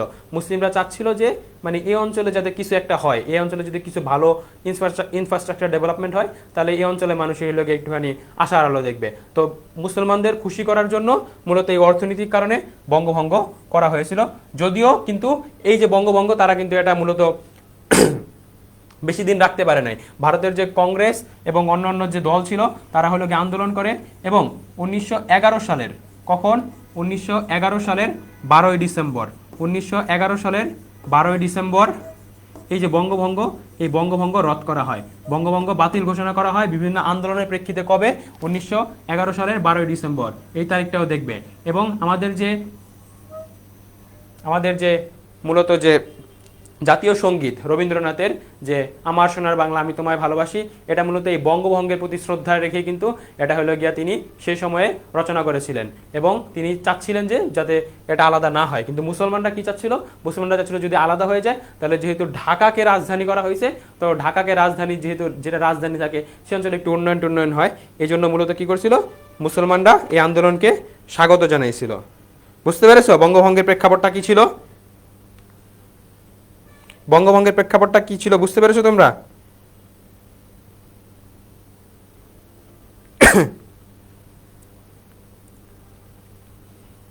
ওকে, ঠিক আছে। আমরা তাহলে আচ্ছা, বঙ্গভঙ্গের ফলাফলটা কি ছিল? বঙ্গভঙ্গের ফলাফলটা আমাদের একটু দেখতে হবে যে ব্রিটিশদের ভাগ কর শাসন কর নীতির জয়। বঙ্গভঙ্গের ফলাফলের কি হয় যে ব্রিটিশরা কি করে, ওই যে ডিভাইড অ্যান্ড রুল পলিসি খেলে, যে হিন্দু মুসলিমকে আলাদা করে দিবে। তারা প্রথমে ঘোষণা করলো যে বঙ্গভঙ্গে মুসলমানরা একটু আগে যাবে, কিন্তু পরবর্তীতে ওই প্রেশারের কারণে কিন্তু কি হয়, আবার বঙ্গভঙ্গটা বাতিল করে দেয়। তো আলটিমেটলি মানে শত্রু কারা হয়ে গেল? বঙ্গভঙ্গের হইল গিয়ে পক্ষে ছিল মুসলিমরা, বিপক্ষে ছিল হিন্দুরা। তো আলটিমেটলি আবার ওই মুসলিম হিন্দু আবার দ্বন্দ্ব তারা এই বঙ্গভঙ্গের মাধ্যমে লাগাই দিল, যার ফলে কি হয়, ব্রিটিশদের যে ডিভাইড অ্যান্ড রুল পলিসি অর্থাৎ ভাগ করা শাসন করা নীতি, সেটার হলে গিয়া জয় হয়। তারপর কি, ভারতের জাতীয়তাবাদী আন্দোলন নস্যাৎ করেন। সেই সময় থেকেই ভারতের যে হিন্দু এবং মুসলিম যে সচেতন সমাজ ছিলেন, তারা হলো গিয়া ভারতকে ব্রিটিশ রাজ্য থেকে বের করে কিভাবে স্বাধীন করা যায় এর জন্য খণ্ড খণ্ড আন্দোলন করতেছিলেন। তো এই বঙ্গভঙ্গের মাধ্যমে তারা কি করে, এই হিন্দু মুসলিমদের যে ঐক্য, এই ঐক্যটাকে নষ্ট করে দেয়, এবং সেই সময়ে যে ভারতবর্ষে জাতীয় আন্দোলন হচ্ছিল ভারতবর্ষকে আলাদা করার ব্রিটিশ শাসন থেকে, সেটা হলো গিয়ে বন্ধ করে দেয়। তারপর 3 নম্বর কারণ কি ছিল, মুসলিম জাতীয়তাবাদের প্রসার এবং মুসলিম লীগের সৃষ্টি। এই যে বঙ্গভঙ্গ, এই বঙ্গভঙ্গকে স্বাগত জানানোর জন্য কংগ্রেস মূলত যেটা ছিল, ওই যে যেটা অ্যালান অক্টাভিয়ান হিউম মূলত গঠন করেছিলেন, এই কংগ্রেস কিন্তু বঙ্গভঙ্গের বিরোধিতা করে এবং বাংলা মায়ের যে অঙ্গচ্ছেদ যেটা বলে তারা হলো গিয়ে এটাকে কটাক্ষ করে। কিন্তু সেই সময়ে কংগ্রেসের যেসব বাঙালি নেতারা ছিলেন, তারা বুঝতে পারলেন কি, যে কংগ্রেসে যদি আমরা বেশি দিন থাকি তাহলে কিন্তু আমাদের যে মুসলিম যে স্বার্থ, এই স্বার্থ কিন্তু মূলত নষ্ট হয়ে যাবে। যার পরিপ্রেক্ষিতে ঢাকা বিশ্ববিদ্যালয়ের যে মধুর ক্যান্টিন, এই মধুর ক্যান্টিনে কিন্তু মুসলিমরা একটা রাজনৈতিক দল গঠন করে, যেটার নাম ছিল মুসলিম লীগ। 1906 সালে এই বঙ্গভঙ্গকে স্বাগত জানানোর জন্যই 1906 সালে এই মুসলিম লীগের হলো গিয়া সূচনা হয়। সুতরাং এই যে মুসলিম জাতীয়তাবাদের প্রসার এবং মুসলিম লীগের সৃষ্টি কিসের ফলাফল? বঙ্গভঙ্গের ফলাফল, স্বদেশী আন্দোলন। এই বঙ্গভঙ্গের ফলে কিন্তু এই যে কংগ্রেস যে আন্দোলনগুলো করছিল বা হিন্দু যে দলগুলো ছিল তারা যে আন্দোলন করছিল, সেটাকে কিন্তু স্বদেশী আন্দোলন বলা হয়। আচ্ছা, এই বঙ্গভঙ্গের পর নবগঠিত পূর্ববঙ্গ ও আসাম প্রদেশের গভর্নর নিযুক্ত হন কে? Bampfylde fuller. এই যে ব্যামফিল্ড ফুলার, তিনি কি হন? পূর্ববঙ্গ এবং আসাম প্রদেশের গভর্নর নিযুক্ত হন। এবং পশ্চিমবঙ্গ প্রদেশের গভর্নর নিযুক্ত হন কে? Andrew Fraser. পশ্চিমবঙ্গ প্রদেশের গভর্নর কে নিযুক্ত হন? Andrew Fraser. এবং এখানে বলা আছে বঙ্গভঙ্গ কবে রদ করা হয়েছে। তোমরা যদি এই জিনিসটা দেখো, তোমাদের কিন্তু এইভাবে প্রশ্ন আসতে পারে যে বঙ্গভঙ্গের মূলত কারণগুলো কি ছিল। তো এরকম হলে গিয়ে 3টা কারণ হলে গিয়ে এখানে দেওয়া হয়েছে। 3টা কারণ যদি সুন্দর মতো হলে গিয়ে নীল কালি দিয়ে বল পেন দিয়ে বিস্তারিত লিখতে পারো, ফুল মার্ক পেয়ে যাবা। তারপরে ফুল মার্ক না দিলেও আর কি 1 রেখে বাকি মার্ক দিয়ে দিবে। তো অনেক সময় আবার প্রশ্ন আসে যে এই বঙ্গভঙ্গের ফলাফলটা কি ছিল। এখানে 4টা স্টেপ দেওয়া হয়েছে, এই 4টা স্টেপ যদি বিস্তারিত লিখতে পারো ইজিলি হলে গিয়ে ভালো মার্ক পাবা। নীলকালি দিয়ে এগুলো মার্ক করে যদি সুন্দর মতো বিস্তারিত লিখতে পারো তাহলে বঙ্গভঙ্গ থেকে ভালো মার্ক পাবা। এই বঙ্গভঙ্গ থেকে কিন্তু প্রশ্ন আসবে, বঙ্গভঙ্গ থেকে কিন্তু প্রশ্ন আসবে। সুতরাং এই টপিকটা আমরা এই জন্য বিস্তারিত পড়িয়েছি, যেগুলো গুরুত্বপূর্ণ সেগুলো কিন্তু আমরা বিস্তারিত পড়াচ্ছি। বুঝতে পারছো? তোমাদের যে বেসিক থেকে এটাই মূলত বেসিক। তোমরা কি এটা বুঝতে পেরেছো কিনা? বঙ্গভঙ্গটা কি বুঝতে পেরেছো কিনা বলো?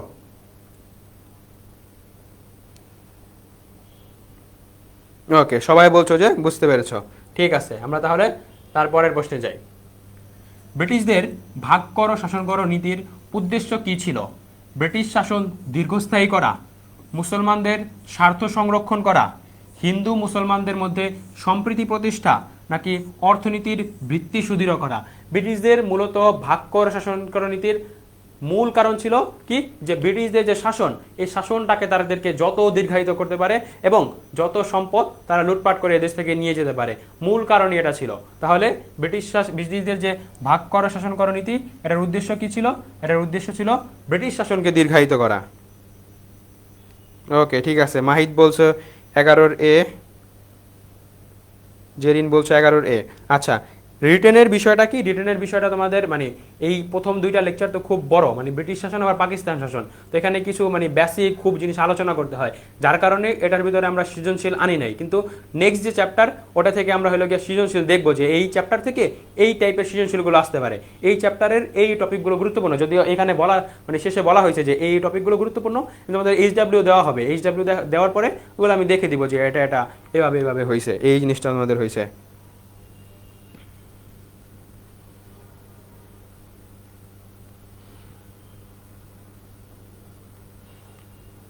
এটা মূলত একাডেমিকের ক্লাস, একাডেমিকের ক্লাস এটা।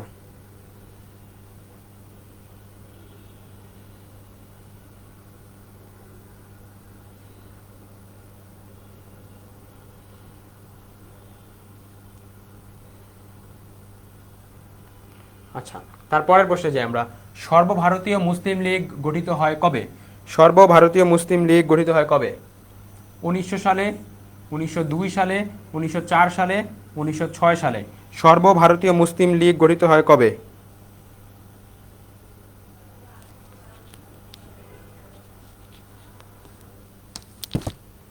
আচ্ছা, তোমরা এর একটু উত্তর করো। সর্বভারতীয় মুসলিম লীগ গঠিত হয় কবে?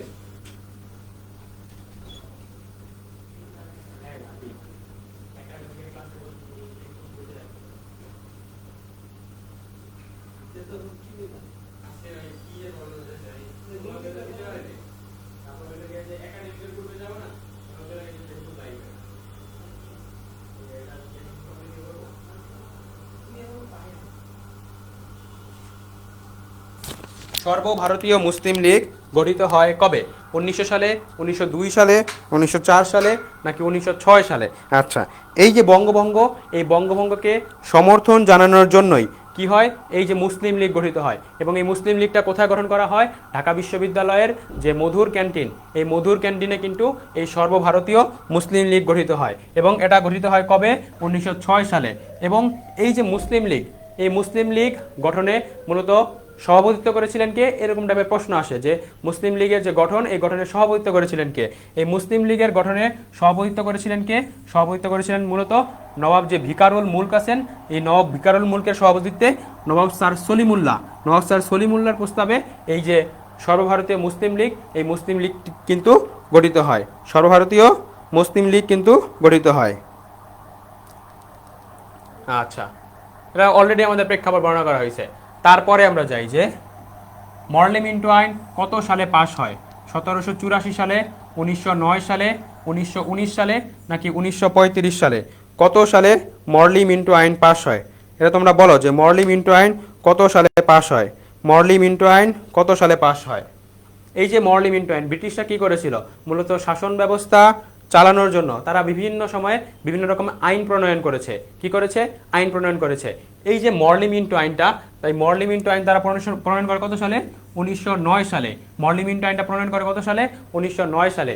এবং এই যে মরলি মিন্টো আইন, লর্ড যে মরলি ছিল এবং লর্ড যে মিন্টো ছিল, এই দুইজনের তত্ত্বাবধানে মূলত কি হয়, এই যে মরলি মিন্টো আইন, এটা মূলত প্রণয়ন করা হয়। তাহলে যদি প্রশ্ন আসে যে মরলি মিন্টো আইন কত সালে প্রণীত হয়, তাহলে এটা হবে কি?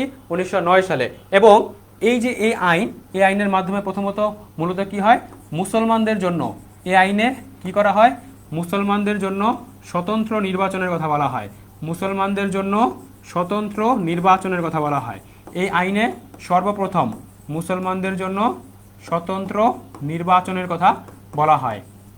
তাহলে যদি প্রশ্ন আসে যে এইভাবে যে মুসলমানদের জন্য স্বতন্ত্র নির্বাচনের কথা কোন আইনে বলা হয়েছে, তাহলে উত্তর কি হবে? সেটা হবে কিন্তু মরলি মিন্টো আইন। এই সাইড নোটগুলো কিন্তু তোমাদের নোটে অ্যাড করে নিবে, বুঝতে পেরেছ? এই সাইড নোটগুলো কিন্তু তোমাদের নোটে অ্যাড করে নিবে। ওকে, আমরা তারপরের প্রশ্নে যাই। কত সালের আইনের মাধ্যমে ব্রিটিশ ভারত প্রদেশে দ্বৈত শাসন ব্যবস্থা প্রবর্তন করা হয়? 1892, 1901, 1919, নাকি 1935? আচ্ছা, এই যে মরলি মিন্টো আইন প্রণীত হয়েছে না, তারপরে ব্রিটিশরা কি করে? আবার নতুন একটা আইন প্রণয়ন করে, যার নাম কি? যার নাম ছিল মন্টেগু চেমসফোর্ড আইন। যার নাম কি? মন্টেগু চেমসফোর্ড আইন। এবং এই যে মন্টেগু চেমসফোর্ড আইন, এটা প্রণীত করা হয় কত সালে? 1919 সালে। এর নাম কি ছিল? এর নাম ছিল মন্টেগু চেমসফোর্ড আইন। এর নাম মূলত কি ছিল? মন্টেগু চেমসফোর্ড আইন। এটা কত সালে প্রণয়ন করা হয়? এটা প্রণয়ন করা হয় 1919 সালে। এবং এই যে 1919 সালের যে আইন, এটার মাধ্যমে প্রশাসনে দুটি কর্তৃপক্ষের উপস্থিতিকে দ্বৈত শাসন বলে। এখানে মূলত বলা হয়েছে কি যে এই যে মন্টেগু চেমসফোর্ড আইন, এই আইনে কি হয়েছে? এই আইনে মূলত এই যে দ্বৈত শাসনের কথা, অর্থাৎ ওই যে ট্যাক্সের কথা, ওই ট্যাক্সের কথা আবার চলে আসছে। যে মূলত কি করবে? ব্রিটিশদের যে গভর্নর থাকবে, জেনারেল থাকবে বা লর্ড থাকবে, তিনি মূলত হলো গিয়ে ট্যাক্সের ক্ষেত্রে জিনিসগুলো দেখবেন। আর বাকি যে আইন শৃঙ্খলার কাজ, এটা কি করবে? তারা হলো গিয়ে ব্রিটিশরা নির্বাচন করবে বিভিন্ন প্রদেশে। ওই নির্বাচনের প্রদেশে যারা জয়যুক্ত হবে, তারা মূলত কি করবে? তারা হলো গিয়ে এই যে নিম্ন স্তরের কাজগুলো, অর্থাৎ আইন শৃঙ্খলা রক্ষা করা বা বিচারের কাজ করা, এগুলো হলো গিয়ে করবে। তো দ্বৈত শাসনটা আবার কি বলি? দ্বৈত শাসনটা কি? এই যে উচ্চ পদের যে কাজগুলো থাকবে, থাকবে, অর্থাৎ ট্যাক্স আরোপ করা, অর্থাৎ অর্থনৈতিক যে জিনিসগুলো এগুলো মূলত কারা করবে, এগুলো করবে হলো গিয়া ওই যে গভর্নর জেনারেল যিনি থাকবেন ব্রিটিশদের কর্তৃক নিযুক্ত তিনি। আর যে ওই যে আইন শৃঙ্খলা রক্ষা, বিচার বিভাগ করা, এগুলো মূলত কে করবেন, এগুলো মূলত করবেন কে, এই যে যেখানে তারা নির্বাচন দিবে প্রদেশ ভিত্তিক, ওই প্রদেশে যারা নির্বাচিত হবে তারা হলো গিয়া মূলত এই আইনগুলো পাশ করবে। ঠিক আছে, আচ্ছা। তো এইভাবে কিন্তু প্রশ্ন আসতে পারে যে 1900 কত সালের আইনে দ্বৈত শাসন ব্যবস্থার কথা বলা হয়েছে বা প্রবর্তন করা হয়, এবং এই যে 1919 সালের আইন, এটাকে কোন আইন বলা হয়, এটাকে বলা হয় মন্টেগু চেমসফোর্ড আইন, এবং এটাকে মূলত প্রথম হলো গিয়া ব্রিটিশ ভারতে দ্বৈত শাসন ব্যবস্থা প্রবর্তন করা হয় এই মন্টেগু চেমসফোর্ড আইনের মাধ্যমে। সাইমন কমিশন গঠিত হয় 1909 সালের ভারত শাসন আইন পরীক্ষার জন্য। 1919 সালের ভারত শাসন আইনের ত্রুটি দূরীকরণে অসহযোগ আন্দোলন দমনের জন্য। নিচের কোনটি সঠিক? 1-2, 2-3, 1-3, 1-2-3 কোনটা হবে বলো? সাইমন কমিশন কেন গঠন করা হয়েছে?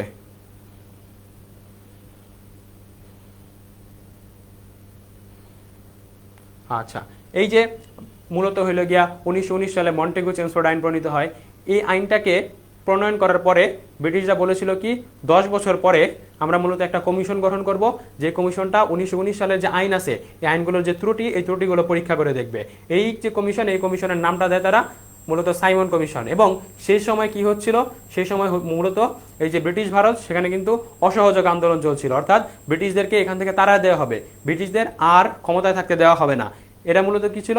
অসহযোগ আন্দোলন। তো তারা এই সাইমন কমিশনটা মূলত গঠন করে 1919 সালের যে আইন আছে এই আইনের যে ভুলগুলো আছে এই ভুলগুলো বের করার জন্য, এবং এই যে অসহযোগ আন্দোলন চলছিল সেই সময়, এবং এই অসহযোগ আন্দোলনকে দমন করার জন্য। অর্থাৎ আমরা তোমাদের জন্য নতুন নতুন আইন নিয়ে আসছি, নতুন নতুন জিনিস নিয়ে আসছি, এগুলো তোমরা যদি দেখো তাহলে কি হবে, তোমরা হইলো গিয়া মানে তোমাদের জন্য ভালো ভালো কাজ করছি, আমরা আইন নিয়ে আসছি, তোমাদের হইলো গিয়া শাসন ব্যবস্থাটা আর একটু সুন্দর করে দেবো, যাতে তারা এই আন্দোলন বন্ধ করে আবার বাসায় ফিরে যায়।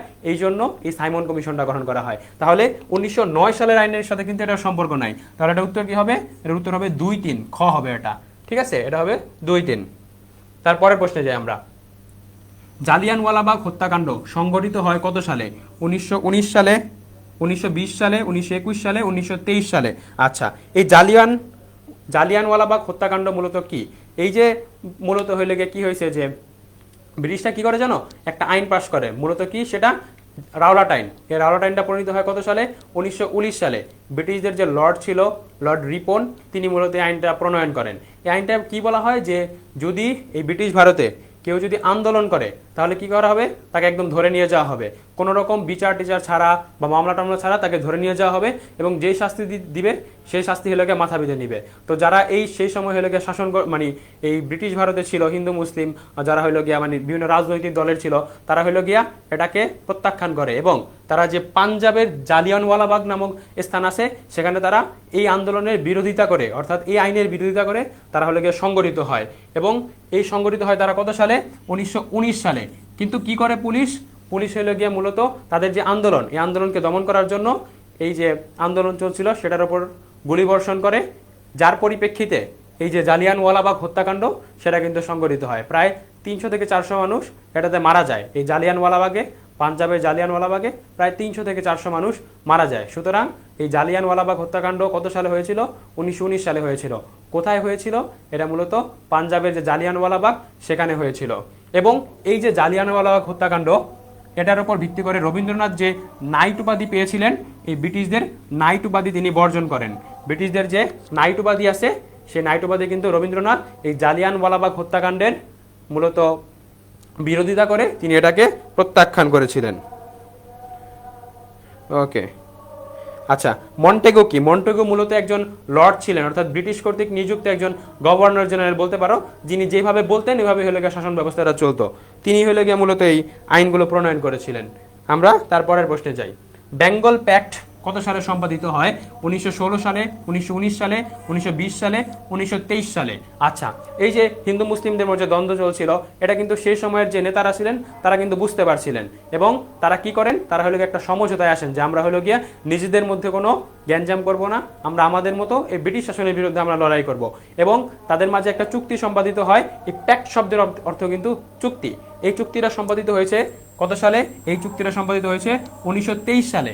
এবং এই বেঙ্গল প্যাক্ট চুক্তিতে যে গুরুত্বপূর্ণ ভূমিকা পালন করেন তার নাম কি? চিত্তরঞ্জন দাস। তার নাম কি? চিত্তরঞ্জন দাস। তার নাম কি? চিত্তরঞ্জন দাস। তিনি মূলত, তাকে মূলত ডাকনাম কি, তার হইল গিয়া উপাধি ছিল কি, তার উপাধি ছিল দেশবন্ধু। তাকে হইল গিয়া দেশবন্ধু নামে ডাকা হতো। তিনি মূলত এই যে বেঙ্গল প্যাক্ট হয়, এই বেঙ্গল প্যাক্টের চুক্তিতে তিনি মুখ্য ভূমিকা পালন করেন। আচ্ছা, তারপরের প্রশ্নে যাই আমরা। 1935 সালে ভারত শাসন আইনের অন্যতম বৈশিষ্ট্য কোনটি? প্রাদেশিক স্বায়ত্তশাসন, প্রাদেশিক বিভাগগুলোর শ্রেণীবিন্যাস, সম্মিলিত নির্বাচন, নাকি পূর্ণ স্বাধীনতা? আমরা দেখছি 1909 সালে একটা আইন প্রণয়ন করা হয়েছে, 1919 সালে একটা আইন প্রণয়ন করা হয়েছে। তারই পরিপ্রেক্ষিতে ব্রিটিশরা আবার 1935 সালে একটা আইন প্রণয়ন করে। এই আইনে বলা হয় কি যে তারা হলো গিয়ে প্রদেশগুলোকে স্বায়ত্তশাসন দিয়ে দিবে। তারা যখন এই আন্দোলনগুলো দমন করতে পারছিল না, তো একের পর এক অফার দিচ্ছিল তারা। এবং এই 1935 সালের আইনে তারা বলে কি, তারা মূলত যে প্রাদেশিক স্বায়ত্তশাসন নিশ্চিত করবে। কি করবে? প্রাদেশিক স্বায়ত্তশাসন, অর্থাৎ প্রত্যেকটা প্রদেশকে তারা হলো গিয়ে নিজের মতো করে চলার স্বাধীনতা দিবে। এবং এই 1935 সালের ভারত শাসন আইনের মাধ্যমে কিন্তু বার্মাকে ভারতবর্ষ থেকে পৃথক করা হয়। বার্মাকে ভারতবর্ষ হতে পৃথক করা হয়। অর্থাৎ এই যে মায়ানমার ছিল, এই মায়ানমার কিন্তু আগে ভারতীয় উপমহাদেশের অন্তর্ভুক্ত ছিল, কিন্তু 1935 সালের ভারত শাসন আইনের মাধ্যমে এই যে বার্মা, এই বার্মাকে কি করা হয়? মূলত ভারতীয় উপমহাদেশ থেকে পৃথক করা হয়। এভাবে কিন্তু প্রশ্ন আসতে পারে, বুঝতে পারছো? এভাবে কিন্তু প্রশ্ন আসতে পারে। আচ্ছা, তারপরের প্রশ্নে যাই আমরা। 1937 সালের প্রাদেশিক আইনসভায় নির্বাচনের পর অবিভক্ত বাংলার মুখ্যমন্ত্রী হন কে? মোহাম্মদ আলী জিন্নাহ, এ.কে ফজলুল হক, খাজা নাজিমুদ্দিন, হোসেন শহীদ সোহরাওয়ার্দী। আচ্ছা, এই যে ভারতবর্ষের ইতিহাসের এই যে নির্বাচনটা হয়েছে 1937 সালে, এটা ভারতবর্ষের ইতিহাসে ছিল প্রথম নির্বাচন। এবং এই নির্বাচনে শেরেবাংলা এ.কে ফজলুল হক, হোসেন শহীদ সোহরাওয়ার্দী তারা হলো গিয়ে কি করে, এই যে বাংলা, এই বাংলা থেকে হলো গিয়া তারা অংশগ্রহণ করে। এবং এই প্রাদেশিক নির্বাচনে পূর্ব বাংলার বা অবিভক্ত বাংলার মুখ্যমন্ত্রী কে হয়েছিলেন? অবিভক্ত বাংলার মুখ্যমন্ত্রী হয়েছিলেন মূলত শেরেবাংলা এ.কে ফজলুল হক। কে হয়েছিলেন? শেরেবাংলা এ.কে ফজলুল হক। এবং এই যে প্রাদেশিক নির্বাচনটা হয়েছিল, এই নির্বাচনটি ছিল ভারতবর্ষের প্রথম নির্বাচন। অর্থাৎ ভারতবর্ষের ইতিহাসে, ভারতের ইতিহাসে এর আগে কোনো ব্রিটিশদের আমলে নির্বাচন হয় নাই, এটাই ছিল প্রথম নির্বাচন। সুতরাং এইভাবে কিন্তু প্রশ্ন আসতে পারে যে ভারতবর্ষের ইতিহাসে প্রথম নির্বাচন কোনটি ছিল। এবং এই নির্বাচনের মাধ্যমে ভারত উপমহাদেশে প্রতিনিধিত্বশীল শাসন ব্যবস্থা প্রবর্তিত হয়। প্রতিনিধিত্বশীল শাসন ব্যবস্থাটা কি?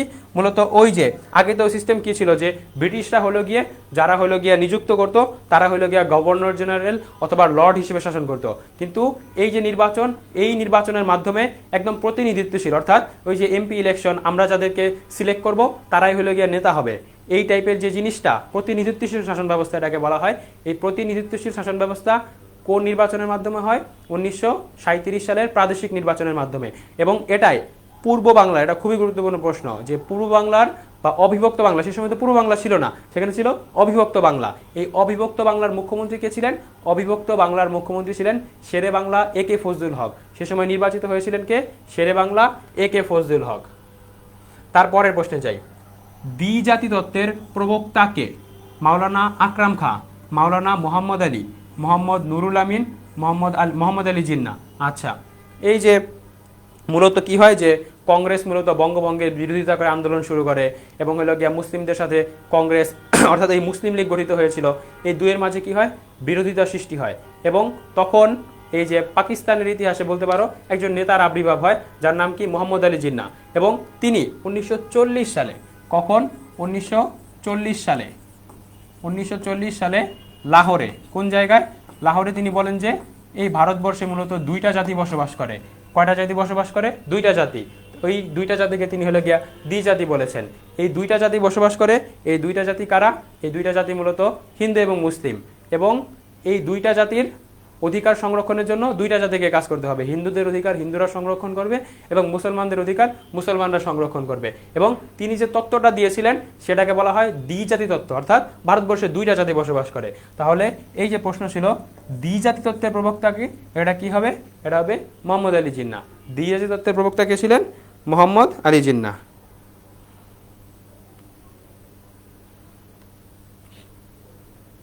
ওকে, মারিয়া সঠিক উত্তর দিয়েছ। ওকে, পুষ্পা সঠিক উত্তর দিয়েছো, নাবিলাও সঠিক উত্তর দিয়েছো। ঠিক আছে, তোমরা বুঝতে পারছো ক্লাস?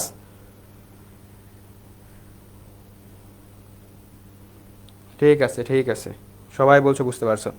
ঠিক আছে। আচ্ছা, তারপরের প্রশ্ন, লাহোর প্রস্তাব উত্থাপন করেন কে? শেরেবাংলা এ কে ফজলুল হক, মাওলানা ভাসানী, মোহাম্মদ আলী জিন্নাহ, হোসেন শহীদ সোহরাওয়ার্দী। আচ্ছা, লাহোর প্রস্তাবটা কি ছিল? এই বাংলাদেশের মূলত আমরা দেখছি কি প্রাদেশিক নির্বাচনে নির্বাচিত হয়েছিলেন কে? অবিভক্ত বাংলার মুখ্যমন্ত্রী হয়েছিলেন শেরেবাংলা এ কে ফজলুল হক। এবং তিনি যখন লাহোরে যান, লাহোরে যাওয়ার পরে তিনি মূলত বলেন কি যে এই যে মুসলমানদের অধিকার সংরক্ষণের জন্য আমরা হইল গিয়া, সে সময় কথা হচ্ছিল যে ভারত উপমহাদেশ ব্রিটিশদের থেকে আলাদা হয়ে যাবে, তখন তিনি তার যে বিখ্যাত প্রস্তাব লাহোর প্রস্তাব এটা দিয়েছিলেন। লাহোর প্রস্তাবে তিনি কি বলেছিলেন? লাহোর প্রস্তাবে বলেছিলেন ভারতীয় উপমহাদেশের উত্তর পশ্চিমাঞ্চল, অর্থাৎ ওই যে পাকিস্তানের যে অঞ্চলগুলো, কাশ্মীর, পাকিস্তান, এই অঞ্চলগুলো নিয়ে, এবং পূর্বাঞ্চল অর্থাৎ এই যে বাংলাদেশ যে অঞ্চলটা ছিল সেটা, এটা নিয়ে একাধিক, তিনি বলেছিলেন কি একাধিক মুসলিম রাষ্ট্রের জন্ম দিতে হবে। একাধিক, তিনি কিন্তু স্টেটস বলেছিলেন। কি বলেছিলেন? স্টেটস, মানে একাধিক স্বাধীন রাষ্ট্র থাকবে মুসলমানদের জন্য। কিন্তু এই যে মোহাম্মদ আলী জিন্নাহ, তিনি হলে গিয়া যখন ওই ভারত এই ব্রিটিশদেরকে তাদের যে ওই যে ইয়াটা দিয়েছিলেন, যে ফাইলটা দিয়েছিলেন, সেখান থেকে কিন্তু তিনি এই স্টেটসটা কেটে স্টেট বানিয়ে দেন। অর্থাৎ কি হবে? একটা রাষ্ট্র হবে, যার কারণে কিন্তু বাংলাদেশ পাকিস্তানের আন্ডারে চলে যায়। তো এই যে লাহোর প্রস্তাব, এই লাহোর প্রস্তাবটা দিয়েছিলেন কে? লাহোর প্রস্তাবটা দিয়েছিলেন শেরেবাংলা এ কে ফজলুল হক। এবং এটার মাধ্যমে তিনি বলেছিলেন কি যে ভারতীয় উপমহাদেশের যে উত্তর পশ্চিমাঞ্চল এবং পূর্বাঞ্চল, এটা নিয়ে একাধিক মুসলিম রাষ্ট্র জন্ম হতে হবে। তাহলে কি হবে? এই অঞ্চল, এইখানকার যে মুসলিম আছে তাদের অধিকার মূলত সংরক্ষিত হবে। এই লাহোর প্রস্তাব কে দিয়েছিলেন? শেরেবাংলা এ কে ফজলুল হক। এইখানেই মূলত কি হয়েছে, এই ব্যাখ্যাটা দেওয়া আছে। ঠিক আছে। আচ্ছা, আমরা তারপরের প্রশ্নে যাই।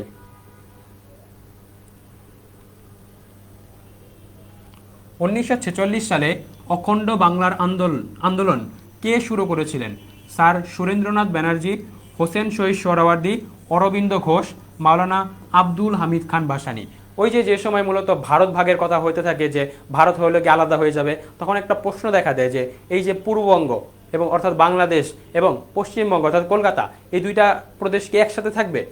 মানে স্বাধীন হলে কি দুইটা একসাথে থাকবে নাকি আলাদা হয়ে যাবে, এরকম একটা প্রশ্ন দেখা দেয়। এবং সেই সময় এই যে হোসেন শহীদ সোহরাওয়ার্দী ছিলেন, যার মানে তাদেরকে ডাকা হয় কি নামে?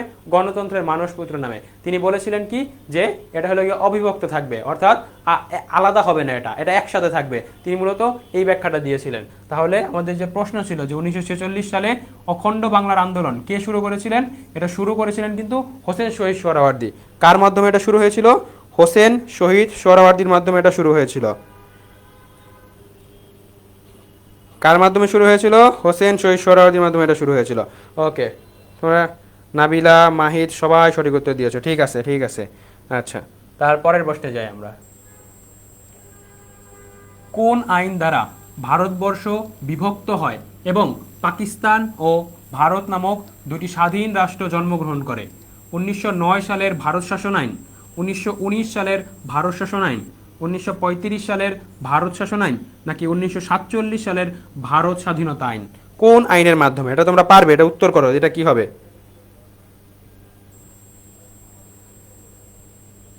মাহিদ বলছো 24-এর ডি।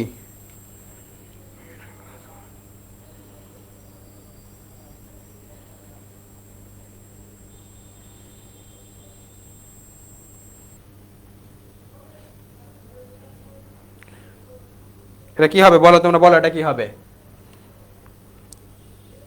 ঠিক আছে, ওকে। এই যে মূলত যে সময় হলো গিয়া কথা হচ্ছিল যে ভারত এবং পাকিস্তান আলাদা হয়ে যাবে, তো একটা তো আইন করতে হবে, এই আইনের মাধ্যমে ভারত পাকিস্তানকে আলাদা করে দেওয়া হবে। তো যেই আইনের মাধ্যমে ভারত এবং পাকিস্তানকে আলাদা করে দেওয়া হয় সেটা ছিল কি 1947 সালের ভারত স্বাধীনতা আইন। সেটা কিন্তু কোনো মানে এখানে তো অলরেডি বলাই আছে, মানে অপশনের ভিতরে তোমার দেওয়া আছে যে স্বাধীনতা আইন। কোন আইনের মাধ্যমে তাহলে ভারত এবং পাকিস্তান রাষ্ট্রের জন্ম হয়? এভাবে প্রশ্ন আসতে পারে, কোন আইনের মাধ্যমে ভারত এবং পাকিস্তান রাষ্ট্রের জন্ম হয়? সেটা কি হবে? সেটা হবে 1947 সালের ভারত স্বাধীনতা আইন। 47 সালে ভারত স্বাধীনতা আইন। 25 নং প্রশ্ন, ভারতের সর্বশেষ গভর্নর জেনারেল বা ভাইসরয় কে ছিলেন? Lord Curzon, Lord Wavell, Warren Hastings, Lord Mountbatten. আচ্ছা, এই যে লর্ড কার্জন মূলত কি ছিলেন? তিনি হলো গিয়া বঙ্গভঙ্গের সময় হলো গিয়া ভারতের বড় লাট বা গভর্নর জেনারেল ছিলেন। তিনি কোন সময় ছিলেন? বঙ্গভঙ্গের সময়। লর্ড কার্জন কখন ছিলেন? বঙ্গভঙ্গের সময়। ওয়ারেন হেস্টিংস অনেক আগেই মারা গিয়েছিলেন, 1 সালা এবং 5 সালা বন্দোবস্ত দিয়ে। লর্ড ওয়াবেলও অনেক আগে মারা গিয়েছিলেন। তো এই লর্ড মাউন্টব্যাটেন, এই যে ব্যক্তি লর্ড মাউন্টব্যাটেন, তিনি কিন্তু যখন ভারতবর্ষের একদম সর্বশেষ গভর্নর জেনারেল বা ভাইসরয় ছিলেন। গভর্নর জেনারেল কি? ওই যে ব্রিটিশ থেকে নিযুক্ত হতো, যে তিনি হলো গিয়া এইভাবে ব্রিটিশ যে রাজা রানী যেভাবে বলতেন সেভাবে হলো গিয়া মূলত শাসন কার্য পরিচালনা করতেন। তাহলে এটা কি হবে? Lord Mountbatten. আচ্ছা, এই যে 25টা প্রশ্ন, এর মাধ্যমে আমাদের যে প্রথম অধ্যায় অর্থাৎ ব্রিটিশ ভারতে যে ব্রিটিশ শাসনটা ছিল সেটা কিন্তু পুরোপুরি কভার করেছে।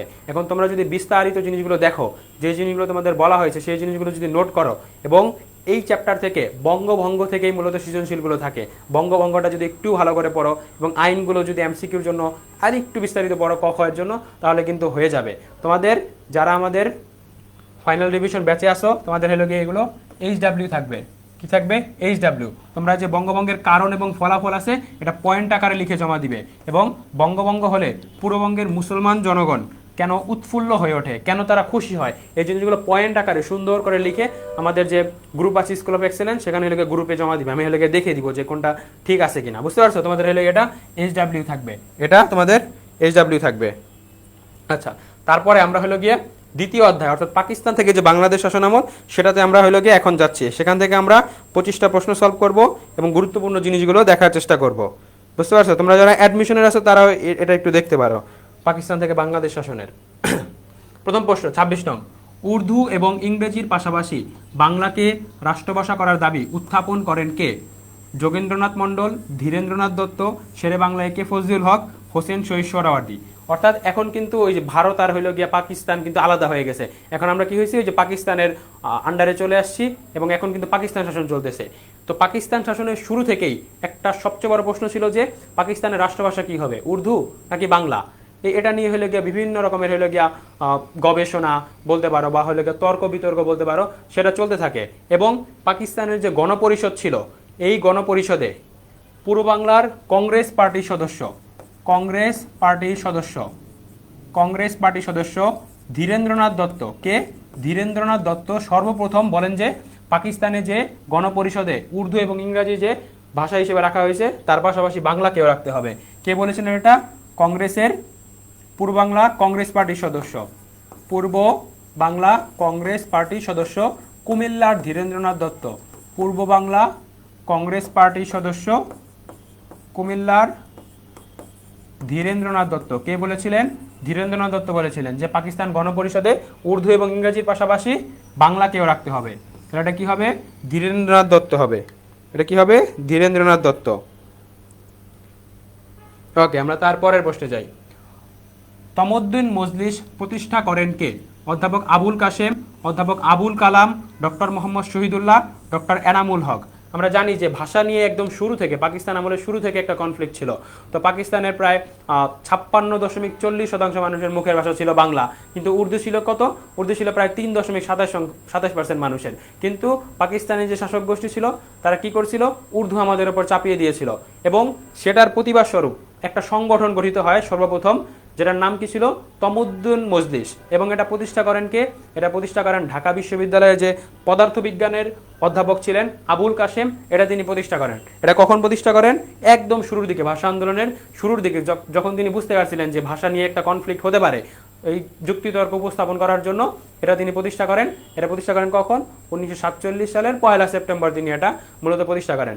এবং এই সংগঠনটা গঠিত হয় 3 জন সদস্য নিয়ে। এই 3 জন সদস্য দ্বারা কি করে? একটা বই বের করে, যেটা মূলত একটা গবেষণাধর্মী বই ছিল, যেখানে বলা হয়েছিল একটা পুস্তিকা বলতে পারো। সেটাতে বলা, মানে পুস্তিকাটার নাম ছিল এরকম যে পাকিস্তানের রাষ্ট্রভাষা বাংলা নাকি উর্দু, এই টাইপের। এবং সেখানে হলে বিভিন্ন যুক্তিতর্ক দেওয়া হয়েছিল যে কেন পাকিস্তানের রাষ্ট্রভাষা বাংলা। তো আমাদের যে ভাষা আন্দোলন ভিত্তিক প্রথম সংগঠন, এভাবে আসতে পারে যে ভাষা আন্দোলনের গঠিত প্রথম সংগঠন কোনটি, তখন কি হবে? তখন হবে কিন্তু তমদ্দুন মজলিস। এটা প্রতিষ্ঠা করেন কে? অধ্যাপক আবুল কাশেম। কে প্রতিষ্ঠা করেন? অধ্যাপক আবুল কাশেম। হ্যাঁ, এটা একটা সাংস্কৃতিক প্রতিষ্ঠান ছিল যেহেতু ভাষা রিলেটেড। ওকে, ঠিক আছে, তোমাদের সবার উত্তর ঠিক আছে। তারপরের প্রশ্নে যাই আমরা। উর্দু এবং শুধু উর্দুই হবে পাকিস্তানের একমাত্র রাষ্ট্রভাষা, উক্তিটি কে করেন? লিয়াকত আলী খান, শেরে বাংলা একে ফজলুল হক, মোহাম্মদ আলী জিন্নাহ, হোসেন শহীদ সোহরাওয়ার্দী। এই উক্তিটা কে করেছিলেন মূলত? আচ্ছা, এই যে মোহাম্মদ আলী জিন্নাহ, তিনি তো পাকিস্তান রাষ্ট্র সৃষ্টি হওয়ার পর পাকিস্তানের গভর্নর জেনারেল হন। তিনি 1948 সালে বাংলাদেশে আসেন এবং 21শে মার্চ তিনি হলো গিয়া যে রেসকোর্স ময়দান ছিল তৎকালীন, বর্তমান যেটার নাম সোহরাওয়ার্দী উদ্যান, সেখানে তিনি ভাষণ দেন এবং সেখানে ভাষণে দম্ভের সাথে তিনি বলেন কি যে পাকিস্তানের একমাত্র রাষ্ট্রভাষা হবে উর্দু। এবং এর 3 দিন পরে 24শে মার্চ তিনি ঢাকা বিশ্ববিদ্যালয়ে সমাবর্তনে আসেন। সমাবর্তন কি, ওই অনার্সের রেজাল্ট বের হইলে ধরো সবাইকে নিয়ে এলো এক অনুষ্ঠান সংগঠিত হয়, যেটাকে সমাবর্তন বলা হয়। এই সমাবর্তনে তিনি গর্বের সাথে বলেন কি পাকিস্তানের একমাত্র রাষ্ট্রভাষা হবে উর্দু এবং ঢাকা বিশ্ববিদ্যালয়ের শিক্ষার্থীরা নানা প্রতিধ্বনিতে এটা হলো কি করে, বিরোধিতা করে। তো এই যে প্রশ্ন ছিল যে কে বলেছিলেন যে উর্দু এবং শুধু উর্দুই হবে পাকিস্তানের একমাত্র রাষ্ট্রভাষা, তাহলে এটা কি হবে? এটা হবে মোহাম্মদ আলী জিন্নাহ। কে বলেছিলেন? মোহাম্মদ আলী জিন্নাহ। এবং আমরা আগেই দেখেছিলাম তিনি কিন্তু দ্বিজাতি তত্ত্বের প্রবক্তা ছিলেন, দ্বিজাতি তত্ত্বের প্রবক্তা ছিলেন। আচ্ছা, এখানে এলাকা একটু বিস্তারিত বলা আছে যে কখন কি বলছে, যেটা আমি অলরেডি বলে দিয়েছি। তোমরা কি করবে, এটা একটু একবার দেখে নিবে স্লাইডটা যে কখন কে বলেছে। ভাষা আন্দোলনে কে প্রথম শহীদ হন? আব্দুল জব্বার, আবুল বরকত, রফিক উদ্দিন নাকি আব্দুস সালাম? ভাষা আন্দোলনে কে প্রথম শহীদ হন? ভাষা আন্দোলনে কে প্রথম শহীদ হন? আচ্ছা, এই যে ভাষা আন্দোলন হয়েছিল, ভাষা আন্দোলন কখন হয়েছিল? 1952 সালের 21শে ফেব্রুয়ারি, আমরা সবাই জানি। কিন্তু এটা তো সবাই জানো, আমরা যদি বাংলাটা দেখি, বাংলাটা কখন হয়েছিল? বাংলাটা হয়েছিল 8ই ফাল্গুন। কখন হয়েছিল? 8ই ফাল্গুন। বাংলাটাও দিয়ে দিতে পারে একটু কঠিন প্রশ্ন করলে। 8ই ফাল্গুন কি হয়েছিল? ভাষা আন্দোলন হয়েছিল। এই ভাষা আন্দোলনে প্রথম শহীদ কে, অর্থাৎ কে প্রথম হলো গিয়ে মারা যান? কে প্রথম মারা যান এটা বলো দেখি, কে প্রথম মারা যান? সালেহা বলছো, রফিক উদ্দিন, জেরিন বলছো 29শে সি, মাহিদ বলছো 29শে সি। ওকে, তোমাদের সবার উত্তর ঠিক আছে। ভাষা আন্দোলনে প্রথম কে শহীদ হন? রফিক উদ্দিন শহীদ হন। তিনি প্রায় সকালের দিকে হলে গিয়ে শহীদ হন। এবং আরেকটা প্রশ্ন এখানে যে এই যে আবুল বরকত, তিনি তো হলে ঢাকা বিশ্ববিদ্যালয়ের স্টুডেন্ট ছিলেন। তিনি ঢাকা বিশ্ববিদ্যালয়ের কোন বিভাগের স্টুডেন্ট ছিলেন? কোন ডিপার্টমেন্টের তিনি স্টুডেন্ট ছিলেন এটা বলো তো, তিনি কোন ডিপার্টমেন্টের স্টুডেন্ট ছিলেন? আবুল বরকত কোন ডিপার্টমেন্টের স্টুডেন্ট ছিলেন? এটা কিন্তু প্রশ্ন আসে অনেক সময়, ঢাকা বিশ্ববিদ্যালয়ের ভর্তি পরীক্ষায় কিন্তু এরকম প্রশ্ন দিয়ে দেয়। আবুল বরকত কোন ডিপার্টমেন্ট বা কোন অনুষদের স্টুডেন্ট ছিলেন? তিনি ছিলেন কিন্তু মূলত রাষ্ট্রবিজ্ঞান, যে ডিপার্টমেন্টে আমি বর্তমানে পড়াশোনা করছি, এই রাষ্ট্রবিজ্ঞানের কিন্তু তিনি স্টুডেন্ট ছিলেন। বুঝতে পেরেছ? তিনি কোনটার স্টুডেন্ট ছিলেন? রাষ্ট্রবিজ্ঞানের স্টুডেন্ট ছিলেন। এরকম কিন্তু প্রশ্ন আসতে পারে যে আবুল বরকত, ভাষা আন্দোলনে শহীদ হওয়া আবুল বরকত কোন ঢাকা বিশ্ববিদ্যালয়ের কোন বিভাগের স্টুডেন্ট ছিলেন? বুঝতে পেরেছো? এইভাবে কিন্তু প্রশ্ন আসতে পারে। রাষ্ট্রবিজ্ঞান, সালেহা বলছো রাষ্ট্রবিজ্ঞান, ঠিক আছে। ওকে, তারপরের প্রশ্নে যাই আমরা। উদ্দীপকটি পড়ে 30 ও 31 নং প্রশ্নের উত্তর দাও। আমরা দেখি উদ্দীপক কি বলেছে। রনি টেলিভিশনে প্রচারিত একটি অনুষ্ঠানে দেখছিল যে বিপুল সংখ্যক ছাত্র জনতা তাদের মাতৃভাষাকে রাষ্ট্রভাষা করার দাবিতে রাজপথে আন্দোলন করছে, কিন্তু কিছুক্ষণের মধ্যেই দেখতে পেল যে স্বৈরাচারী সরকারের পুলিশ আন্দোলনকারীদের ওপর গুলি বর্ষণ করে তাদেরকে হতাহত করে। এই ঘটনায় রনি মনে খুব কষ্ট পেল। আচ্ছা, তাহলে আমরা প্রশ্ন দেখি। উদ্দীপকটা এটা ছিল। প্রশ্ন ছিল কি, উদ্দীপকে বর্ণিত আন্দোলন কোন আন্দোলনের সাথে মিল রয়েছে? এটা খুবই সহজ প্রশ্ন ছিল, যে এরকম প্রশ্ন কিন্তু তোমাদের আসে। এটা কি ভাষা আন্দোলন, গণ আন্দোলন, অসহযোগ আন্দোলন নাকি স্বাধিকার আন্দোলন? কোন আন্দোলন ছিল? এটা অবভিয়াসলি ভাষা আন্দোলন ছিল। খুব সহজ প্রশ্ন ছিল, কিন্তু এরকম প্রশ্ন কিন্তু দিয়ে দেয়। বুঝতে পেরেছো? এরকম উদ্দীপক বর্ণনা করে এটা কিন্তু দিয়ে দেয়।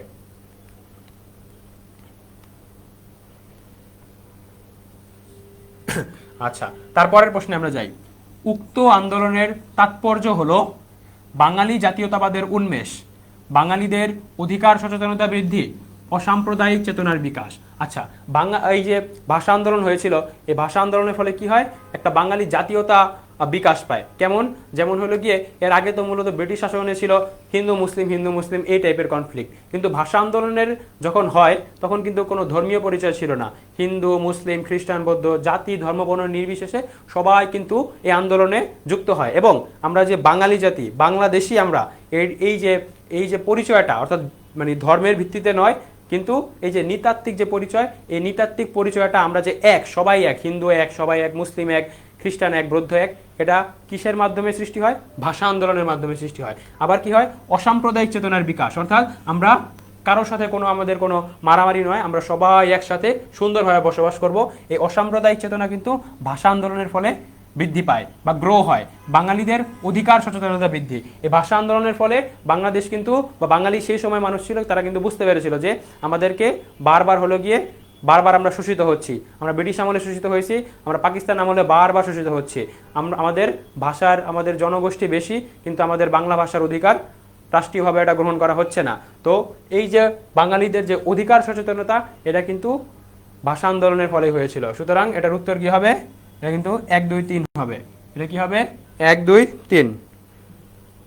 তোমরা বুঝতে পেরেছো এটা কি হবে? এটা হবে 1 2 3। ওকে, মাহিদ সঠিক উত্তর দিয়েছো, সালেহা সঠিক উত্তর দিয়েছো, ঠিক আছে।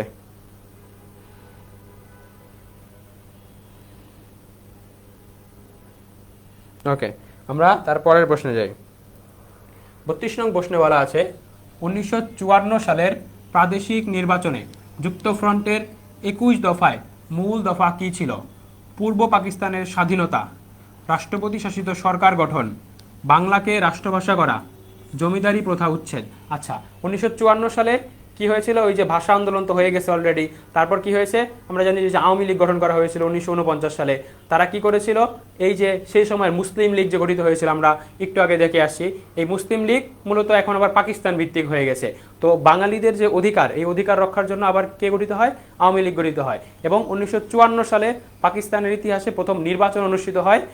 এই নির্বাচনে মূলত মুসলিম লীগকে পরাজিত করার জন্য এই বাংলাদেশের 4টা রাজনৈতিক দল একত্রে কাজ করে, যেটা মূলত যুক্ত ফ্রন্ট বলা হয়। এই যুক্ত ফ্রন্টে 4টা রাজনৈতিক দল ছিল। কয়টা রাজনৈতিক দল ছিল যুক্ত ফ্রন্টে? যুক্ত ফ্রন্টে 4টা রাজনৈতিক দল ছিল। এবং কোন 4টা ছিল এটা তোমাদের এইচডব্লিউ থাকবে, বের করবে তোমরা। যুক্ত ফ্রন্টে 4টি দল ছিল। কয়টি দল ছিল? 4টি। 4টি কে কে ছিল আমি একটু বলে দিই, তোমরা হলো গিয়ে তাও নোটে অ্যাড করে নিবে।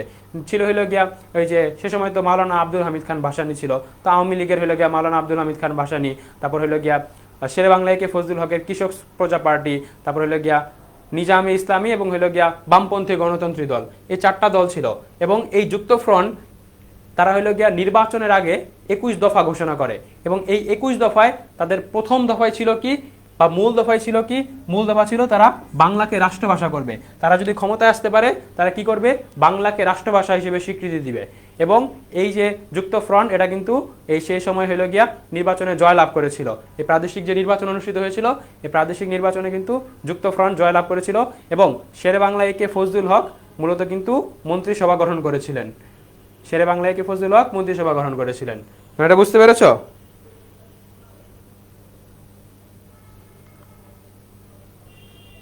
ওকে, সবাই সঠিক উত্তর দিয়েছো, 32 সি। আচ্ছা, ফাহমিদা বলেছো জমিদারি প্রথা উচ্ছেদ। না, জমিদারি প্রথা উচ্ছেদ না। তারা মূলত মূল ঘোষণা ছিল বাংলাকে তারা রাষ্ট্রভাষা করবে। কারণ সেই সময় পাকিস্তানিরা ভাষা আন্দোলন হলেও তারা কিন্তু বাংলাকে স্বীকৃতি দেয়নি। ঠিক আছে। যুক্ত ফ্রন্ট মন্ত্রিসভার মুখ্যমন্ত্রী কে ছিলেন? মুখ্যমন্ত্রী কে ছিলেন? সোহরাওয়ার্দী, ফজলুল হক, শরৎ বসু নাকি চিত্তরঞ্জন দাস? আচ্ছা, এটা কে ছিলেন মূলত? এটা মূলত আমরা অলরেডি আলোচনা করছি, এটা হবে কি? ফজলুল হক। এবং এই যে যুক্ত ফ্রন্ট মন্ত্রিসভা গঠন করা হয়েছে, এটাকে কিন্তু 56 দিনের মাথায় কিন্তু ভেঙে দেওয়া হয়। 56 দিনের মাথায় কি হিসেবে ভেঙে দেওয়া হয়? তাদের পাকিস্তানিরা মূলত বলে কি, এই যে মন্ত্রিসভাটা গঠন হয়েছে, এটা মূলত ভারতের চর, ভারত কর্তৃক নিযুক্ত, ভারতের যে স্বার্থ সেটা হলো গিয়া রক্ষা করছে। এই অজুহাত দিয়ে এই যে শেরে বাংলা একে ফজলুল হকের যুক্ত ফ্রন্টের যে মন্ত্রিসভা, এই মন্ত্রিসভা কিন্তু ভেঙে দেওয়া হয়। মাত্র 56 দিনের মাথায় কিন্তু এটা ভেঙে দেওয়া হয়। আচ্ছা, তারপরের প্রশ্নে যাই আমরা। 1954 সালের প্রাদেশিক নির্বাচনে যুক্ত ফ্রন্ট কয়টি আসন লাভ করে? 167টি, 188টি, 223টি, 236টি। মোট কয়টি আসন লাভ করে? এই যে প্রাদেশিক নির্বাচন অনুষ্ঠিত হয়েছিল, এটার ভিতরে যুক্ত ফ্রন্ট কয়টি আসন লাভ করে? বলো, এটা কয়টি আসন লাভ করে? আচ্ছা, এই যে প্রাদেশিক নির্বাচন অনুষ্ঠিত হয়েছিল, এখানে মোট আসন ছিল হলো গিয়ে 309টি। মোট আসন কয়টি ছিল? মোট আসন ছিল 309টি। মোট আসন কত ছিল? 309টি। যার ভিতরে যুক্ত ফ্রন্ট কতটি লাভ করে? আচ্ছা, জেরিন বলছে সি, অর্থাৎ 223টি।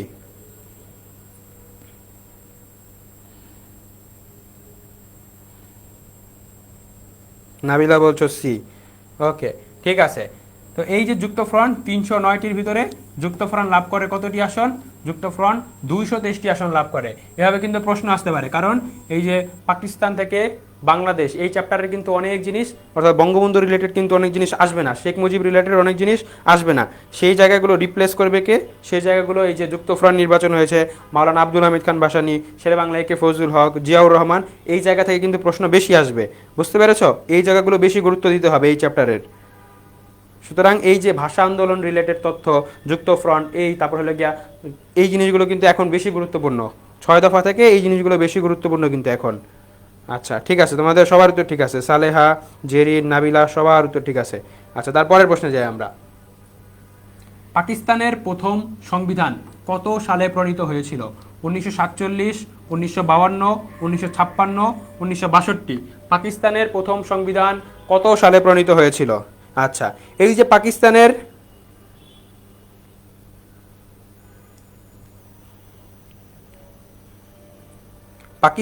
যে সংবিধান, এই সংবিধানটা যত সালে প্রণীত হয়েছিল সেই সংবিধানেই কিন্তু বাংলাকে রাষ্ট্রভাষা হিসেবে স্বীকৃতি দেওয়া হয়েছে।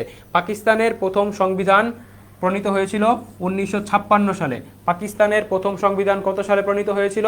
পাকিস্তানের প্রথম সংবিধান প্রণীত হয়েছিল 1956 সালে। এবং এই যে পাকিস্তানের প্রণীত সংবিধান কেবল 2 বছর 8 মাস কার্যকর ছিল। 1956 সালের যে সংবিধানটা প্রণীত করা হয়েছে এই সংবিধান কিন্তু 2 বছর পরে অর্থাৎ 1958 সালে কিন্তু আবার এই সংবিধানটা বাতিল ঘোষণা করে দেওয়া হয়। এবং এই সংবিধানেই বাংলাকে রাষ্ট্রভাষা হিসেবে আনুষ্ঠানিকভাবে স্বীকৃতি দেওয়া হয়। অর্থাৎ এইভাবে যদি প্রশ্ন আসে যে কত সালের সংবিধানে বাংলাকে রাষ্ট্রভাষা হিসেবে স্বীকৃতি দেওয়া হয়, তখন সেটা কি হবে? তখন সেটা হবে কিন্তু 1956 সালের সংবিধান। এটা কিন্তু এই 47তম BCS এ আসা প্রশ্ন। এবং এই সংবিধান শুধুমাত্র 2 বছর 8 মাস কার্যকর ছিল। এবং এই সংবিধানটা বানানোর জন্য একটা চুক্তি হয়, যেটাকে বলা হয় কি? মারি চুক্তি। যেটাকে কি বলা হয়? যেটাকে বলা হয় মারি চুক্তি।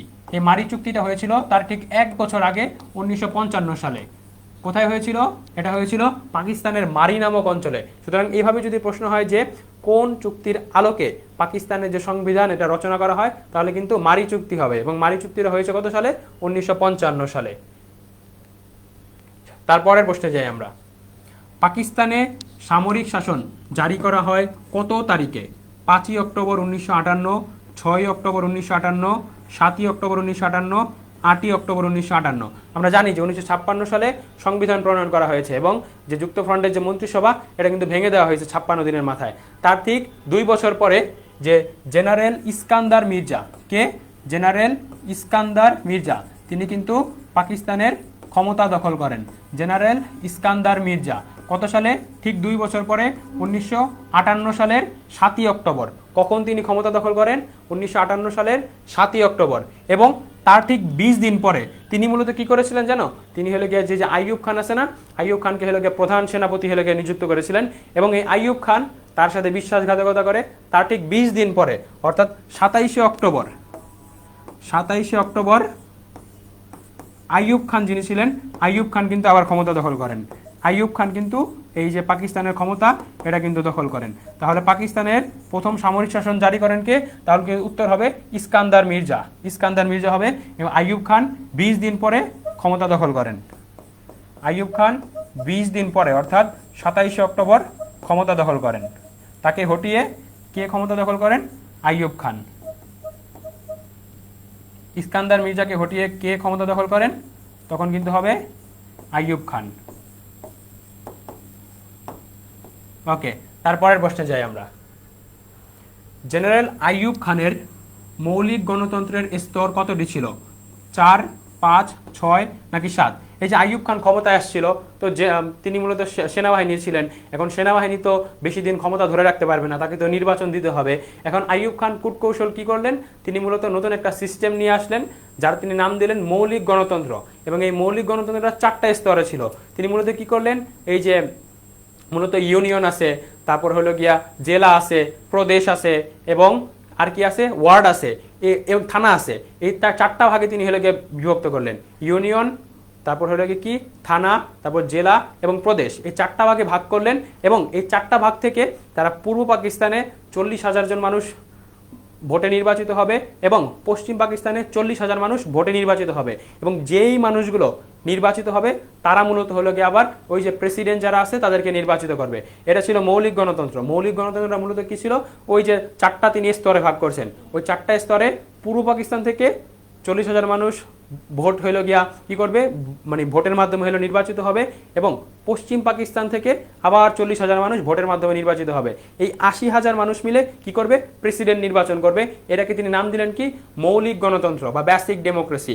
এটা কয়টা স্তরে ছিল, এটা ছিল চারটা স্তরে। চারটা স্তর কি কি ছিল, চারটা স্তরের প্রথমটা ছিল কি, প্রথমটা ছিল হলো গিয়া ওয়ার্ড পর্যায়ে, ওয়ার্ড না ইউনিয়ন পর্যায়ে। প্রথমটা কি ছিল, প্রথমটা ছিল ইউনিয়ন পর্যায়ে। তারপরটা কি ছিল, তারপরটা ছিল থানা পর্যায়ে।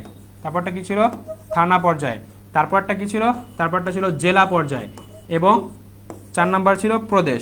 এই চারটা ভাগে তিনি মূলত শাসন ব্যবস্থাকে ভাগ করলেন। এই চারটা ভাগ থেকে মূলত 80,000 জন মানুষ হলো গিয়ে দুইটা প্রদেশ থেকে বা পূর্ব পাকিস্তান থেকে মূলত নির্বাচিত হবে, এবং এই 80,000 জন মূলত হলো গিয়া ওই প্রেসিডেন্ট যে ইলেকশন, এই প্রেসিডেন্ট ইলেকশন হলো গিয়া ভোট দিতে পারবে। অর্থাৎ সরাসরি মানুষ, সব মানুষ হলো গিয়া ভোটে অংশগ্রহণ করতে পারবে না। এটা হলো গিয়ে এই জায়গায় লেখা হয়েছে। তিনি এর নাম দেন কি, তিনি এর নাম দেন বেসিক ডেমোক্রেসি বা মৌলিক গণতন্ত্র। তোমাদের হলো গিয়ে এইরকম অনুধাবনমূলক প্রশ্ন আসতে পারে যে মৌলিক গণতন্ত্র বলতে কি বুঝো, তখন এইভাবে সুন্দর করে ব্যাখ্যা লিখতে হবে তোমাদের। আচ্ছা, তারপরের প্রশ্নে যাই আমরা। 6 দফা দাবির প্রধান দিক ছিল কোনটি? স্বাধীনতার দাবি, খাদ্যের নিরাপত্তার দাবি, স্বায়ত্তশাসনের দাবি, বাংলাকে রাষ্ট্রভাষা করার দাবি। এটা কি হবে? 6 দফা কে দিয়েছিলেন? 6 দফা দিয়েছিলেন শেখ মুজিবুর রহমান, এবং তিনি এটা মূলত কি দিয়েছিলেন, তিনি এটা দিয়েছিলেন 1966 সালে 6 দফা দিয়েছিলেন, যেখানে তিনি বলেছিলেন কি, যেখানে তিনি বলেছিলেন যে এই যে ভারতবর্ষ, এই ভারতবর্ষকে কি, ভারতবর্ষ না সরি, বা এই যে বাংলা আছে, এই বাংলা অঞ্চলকে মূলত আলাদা মানে একটা মানি সিস্টেম নিয়ে আসতে হবে। তারপর হলো কি আলাদা একটা প্যারামিলিশিয়া বাহিনী গঠন করতে হবে। এছাড়াও যে পররক্ষা সংক্রান্ত বিষয়, এটা হলো গিয়ে কেন্দ্রীয় সরকার দেখবে, কিন্তু বাকি যে বিষয়গুলো আছে এটা হলো গিয়ে প্রাদেশিক সরকার দেখবে। অর্থাৎ বর্তমান সময়ে যে প্রদেশ ভিত্তিক যে শাসনগুলো দেখি না, প্রদেশ ভিত্তিক যে স্বায়ত্তশাসন, এই টাইপের তিনি হলো গিয়ে শাসনের কথা বলেছিলেন। মূল ফোকাস ছিল তার এটা, আলাদা তিনি বাহিনী, তারপর আলাদা যে মুদ্রা ব্যবস্থা, এই সব কিছুর মাধ্যমে তিনি মূলত স্বায়ত্তশাসনের দাবি করছেন। অর্থাৎ ওই পূর্ব পাকিস্তান এবং পশ্চিম পাকিস্তান দুইটা হলো গিয়ে আলাদা থাকবে, এবং যাকে নেতা সিলেক্ট করবে সে তার অনুযায়ী হলো গিয়ে দেশটা হলো গিয়ে পরিচালনা করবে। সুতরাং এই যে 6 দফা দাবি দিয়েছিলেন যিনি, শেখ মুজিবুর রহমান 1966 সালে, এই 6 দফার মূল কি ছিল, মূল দফা ছিল বা মূল দাবি ছিল স্বায়ত্তশাসনের দাবি। অর্থাৎ পূর্ব পাকিস্তানকে যেভাবে মানে যেভাবে মানুষ চায়, পূর্ব পাকিস্তানের অর্থাৎ বাংলাদেশের মানুষ যেইভাবে চায়, ঠিক সেইভাবে তাদেরকে পরিচালনা করতে হবে, ঠিক সেইভাবে তাদেরকে পরিচালনা করার সুযোগ দিতে হবে, স্বায়ত্তশাসনের দাবি। ঠিক আছে, ফাহমিদা ঠিক উত্তর দিয়েছ, সালেহাও ঠিক বলেছে। আচ্ছা ঠিক আছে, পুষ্পাও হলো গিয়া সঠিক উত্তর দিয়েছে। ঠিক আছে, আচ্ছা তারপরে প্রশ্নে যাই আমরা। ছাত্রদের 11 দফা দাবি কখন উত্থাপন করা হয়? 1952 সালে, 1954 সালে, 1966 সালে, 1969 সালে। আচ্ছা, এই যে আইয়ুব খান 1958 সালে তিনি ক্ষমতায় বসছেন, তিনি ক্ষমতায় বসার পরে 1962 সালে শিক্ষা আন্দোলন হয়েছে, পরবর্তীতে হইল গিয়ে 66 সালে 6 দফা প্রকাশিত হয়েছে। তারপরে কি করছে, এই 6 দফার দাবির উপর ভিত্তি করে পুরো পূর্ব পাকিস্তান অর্থাৎ বাংলাদেশের যে মানুষ ছিল তারা এক হয়ে যায় 6 দফার দাবির ভিত্তিতে।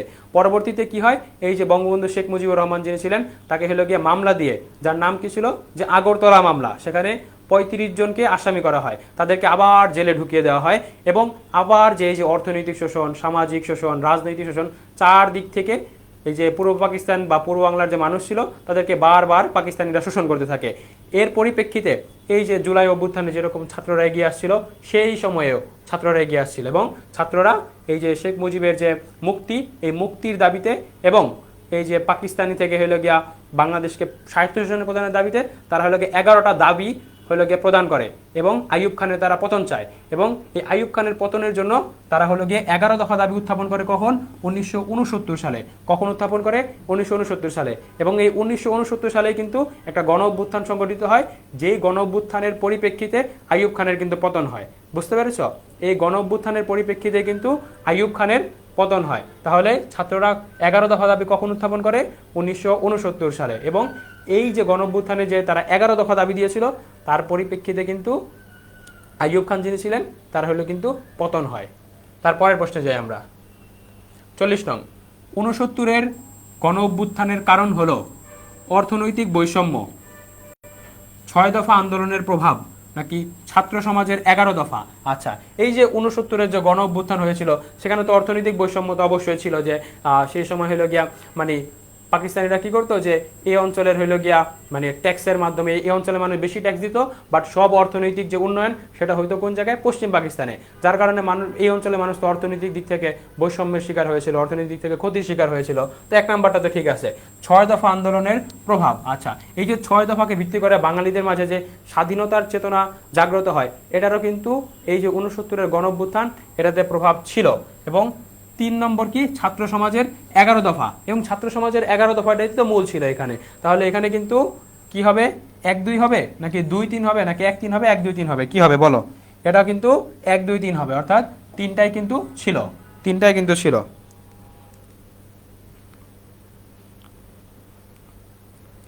আচ্ছা, মাহিদ, সালেহা সবাই সঠিক উত্তর দিয়েছো, ঠিক আছে। তারপরের প্রশ্নে যাই আমরা। 1970 সালের নির্বাচনে আওয়ামী লীগ জাতীয় পরিষদে কতটি আসন লাভ করে? 163টি, 165টি, 166টি, 169টি। কয়টা আসন লাভ করে জাতীয় পরিষদে? আচ্ছা, এই যে 1969 সালের গণঅভ্যুত্থানের পরিপ্রেক্ষিতে কে কি হয়, আইয়ুব খানের পতন হয়। তারপর কে আসে ক্ষমতায়? তারপর ক্ষমতায় আসে জেনারেল ইয়াহিয়া খান। তিনি এসে কি করেন, একটা নির্বাচনের ব্যবস্থা করেন 1970 সালে। এবং এটা কিন্তু প্রাদেশিক কোনো নির্বাচন ছিল না, এটা কিন্তু হুল, অর্থাৎ পূর্ব পাকিস্তান, পশ্চিম পাকিস্তান দুই দিকের পুরা প্রদেশ ভিত্তিক একটা মানে পুরো হইল গিয়া মানে পাকিস্তান কেন্দ্রিক একটা নির্বাচন ছিল। এই নির্বাচনে আওয়ামী লীগ জাতীয় পরিষদে কয়টা আসন লাভ করে? কয়টা আসন লাভ করে এটা বলো, কয়টা আসন লাভ করে? এটা কি 163, 165, 166 নাকি 169? আচ্ছা, এই যে জাতীয় পরিষদ, এই জাতীয় পরিষদে টোটাল আসন ছিল কতটি? জাতীয় পরিষদে টোটাল আসন ছিল মূলত 313টি। জাতীয় পরিষদে টোটাল আসন ছিল কতটি? 313টি। জাতীয় পরিষদে কতটি আসন ছিল? 313টি। এর ভিতরে পূর্ব বাংলা বা পূর্ব পাকিস্তানে আসন ছিল কতটি?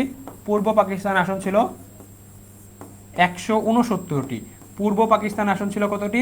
169টি, যার ভিতরে আওয়ামী লীগ পায় কতটি? আওয়ামী লীগ পায় 166টি।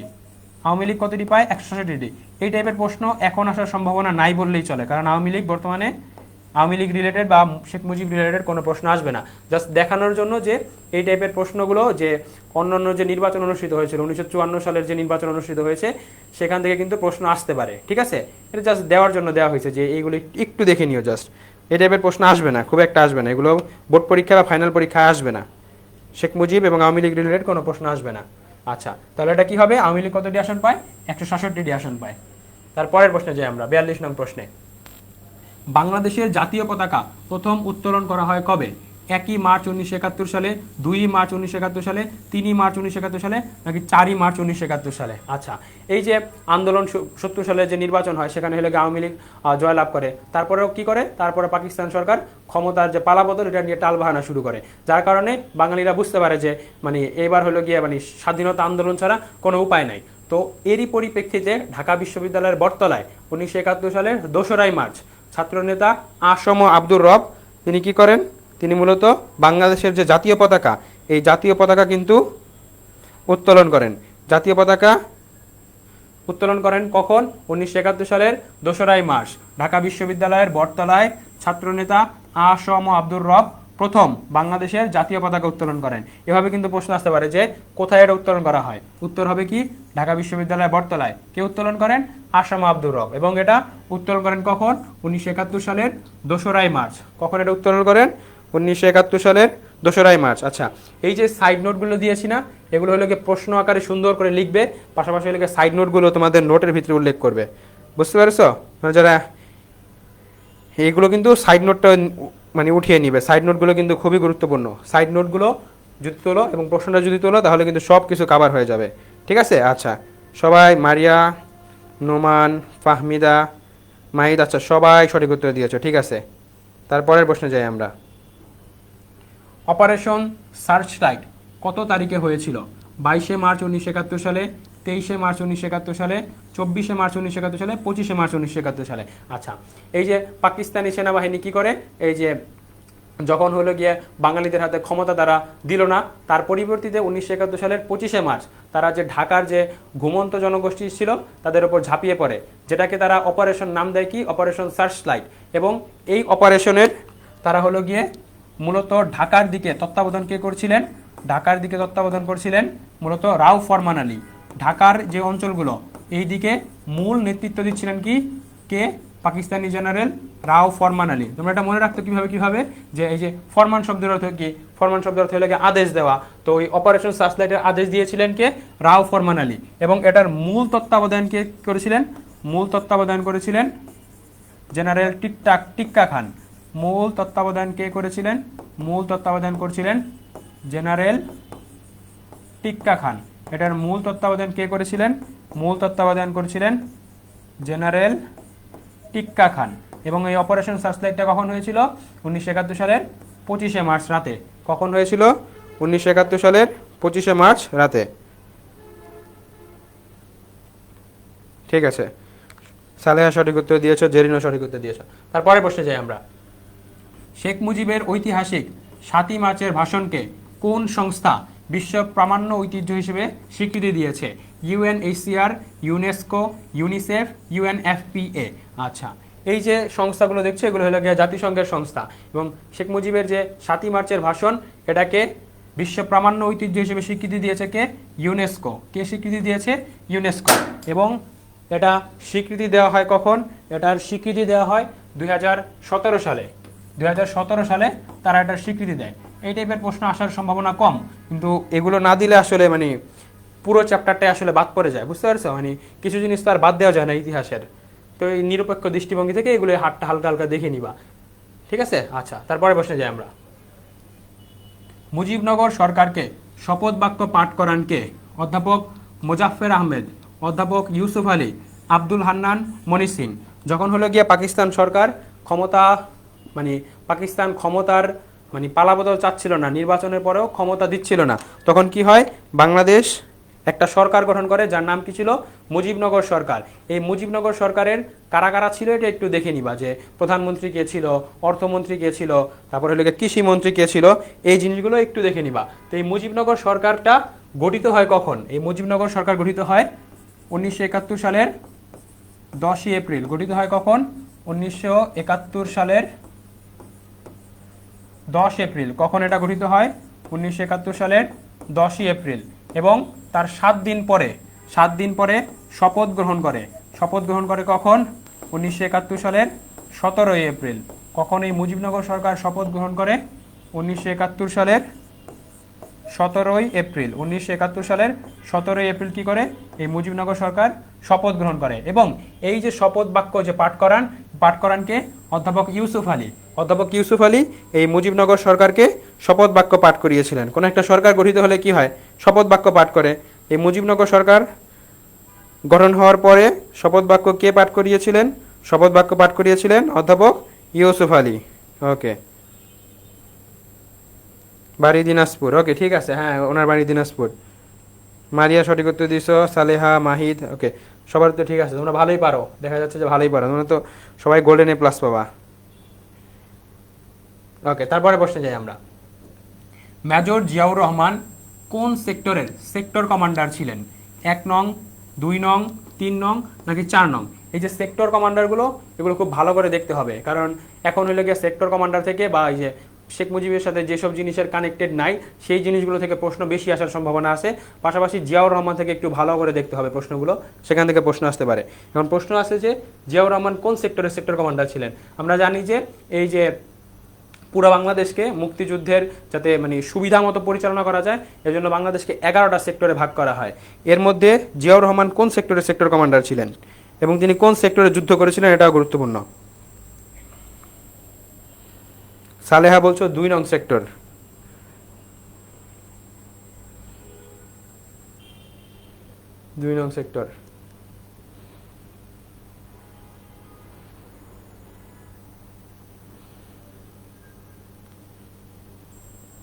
মাহিদ বলছো 1 নং সেক্টর।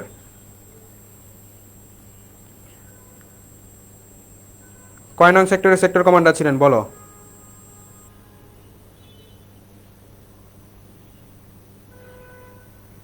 আচ্ছা, 43-এর গহ 4 নং বলছো। আচ্ছা, 46-এর এ বলছো। আচ্ছা, ঠিক আছে, অনেকে ভুল উত্তর দিয়েছো, 2 নং সেক্টরে না। জিয়াউর রহমান প্রথমে 1 নং সেক্টরে, পরবর্তীতে 11 নং সেক্টরে তিনি মূলত যুদ্ধ করেছিলেন এবং তিনি 1 নং সেক্টরের সেক্টর কমান্ডার ছিলেন। 1 নং সেক্টরটা মূলত কি ছিল? 1 নং সেক্টরটা ছিল চট্টগ্রাম, পার্বত্য চট্টগ্রাম, অর্থাৎ এই যে খাগড়াছড়ি, রাঙামাটি, বান্দরবান এই জেলাগুলো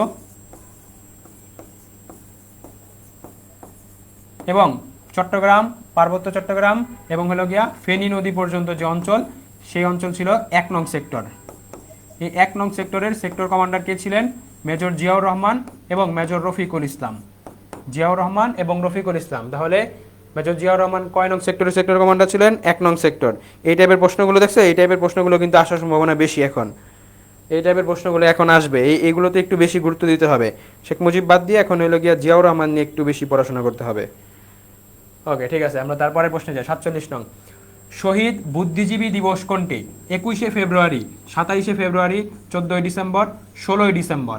আচ্ছা, মুক্তিযুদ্ধের একদম শেষ পর্যায়ে যখন পাকিস্তানি বাহিনী বুঝতে পারছিল যে বাংলাদেশ স্বাধীন হয়ে যাবে, তখন কি করে তারা মূলত এদেশের যে চিকিৎসক আছে, গবেষক আছে, শিক্ষাবিদ আছে এবং গুরুত্বপূর্ণ যারা মগজ নিয়ে চলেন, যারা বাংলাদেশের স্বাধীনতা পরবর্তী সময়ে গুরুত্বপূর্ণ ভূমিকা পালন করতে পারতেন, তাদের ওপর একটা হত্যাযজ্ঞ চালায়। এবং এই হত্যাযজ্ঞটা চালানো হয় কখন? হত্যাযজ্ঞটা চালানো হয় 14ই ডিসেম্বর। কখন চালানো হয়? 14ই ডিসেম্বর। এবং এই দিনটাকে স্বাধীনতা পরে বাংলাদেশ সরকার কি করে? শহীদ বুদ্ধিজীবী দিবস হিসেবে ঘোষণা করে। শহীদ বুদ্ধিজীবী দিবস হিসেবে ঘোষণা করে। এটা ইজি প্রশ্ন ছিল। আচ্ছা, এই 16ই ডিসেম্বর কিন্তু আবার বিজয় দিবস, এই টাইপের প্রশ্ন কিন্তু আসে, বুঝতে পারছো? এগুলো একটু দেখে নিবে যে 26শে মার্চ হলো স্বাধীনতা দিবস, 16ই ডিসেম্বর হলো বিজয় দিবস। এই টাইপের প্রশ্ন কিন্তু বোর্ড প্রশ্নগুলো তুমি যদি চেক দাও, দেখবা যে এই টাইপের সহজ প্রশ্নগুলো কিন্তু আসছে। সুতরাং খুব বেশি পড়াশোনা নাই। তারপরে যাই আমরা। মুক্তিযুদ্ধের সময় মুক্তিবাহিনীর প্রধান সেনানায়ক কে ছিলেন? General Ataul Gani Osmani, M Shafiullah, Khaled Mosharraf, Ziaur Rahman. আচ্ছা, কে ছিল মুক্তিবাহিনীর প্রধান সেনানায়ক? কে ছিল? আমরা জানি যে মুক্তিযুদ্ধকে সুবিধামতো পরিচালনার জন্য বাহিনী গঠন করা হয়, যেটার নাম ছিল কি? মুক্তিবাহিনী। এটা কিন্তু মিত্রবাহিনী না, মুক্তিবাহিনী, খেয়াল রাখবা। মুক্তিবাহিনীটা কি? এটা মূলত বাংলাদেশের যে যোদ্ধারা ছিল তাদের দ্বারা পরিচালিত হতো। এবং মিত্রবাহিনীটা কখন গঠন করা হয়? নভেম্বর মাসের 21 তারিখে ভারতের সহায়তায় ভারতের যে বাহিনী ছিল এবং বাংলাদেশের যে বাহিনী ছিল, এটা একসাথে নিয়ে মিত্রবাহিনী গঠিত হয়। ওই মিত্রবাহিনীর কিন্তু আবার ওটা যৌথ বাহিনী গঠিত হয়। ওই যৌথ বাহিনীর কিন্তু প্রধান ছিল জেনারেল জগজিৎ সিং অরোরা। যৌথ বাহিনী, বাংলাদেশের যে মুক্তিবাহিনী ছিল এবং ভারতের যে মিত্রবাহিনী ছিল, এটা নিয়ে কি হয়? যৌথ বাহিনী। যেটার প্রধান ছিল জেনারেল জগজিৎ সিং অরোরা। জেনারেল জগজিৎ সিং অরোরা। কিন্তু এখানে বলা হয়েছে মিত্রবাহিনী। মিত্রবাহিনীর প্রধান কে ছিল? মিত্রবাহিনীর প্রধান ছিল কিন্তু আতাউল গনি ওসমানী। মিত্রবাহিনীর প্রধান কে ছিল? আতাউল গনি ওসমানী। ওকে, ঠিক আছে। বাংলাদেশের মুক্তিযুদ্ধে কতজন পাকিস্তানি সৈন্য আত্মসমর্পণ করেছিল? 90,000, 91,000, 92,000, 93,000। কতজন পাকিস্তানি সৈন্য আত্মসমর্পণ করেছিল? এটা সহজ প্রশ্ন, এটা তোমরা উত্তর দাও।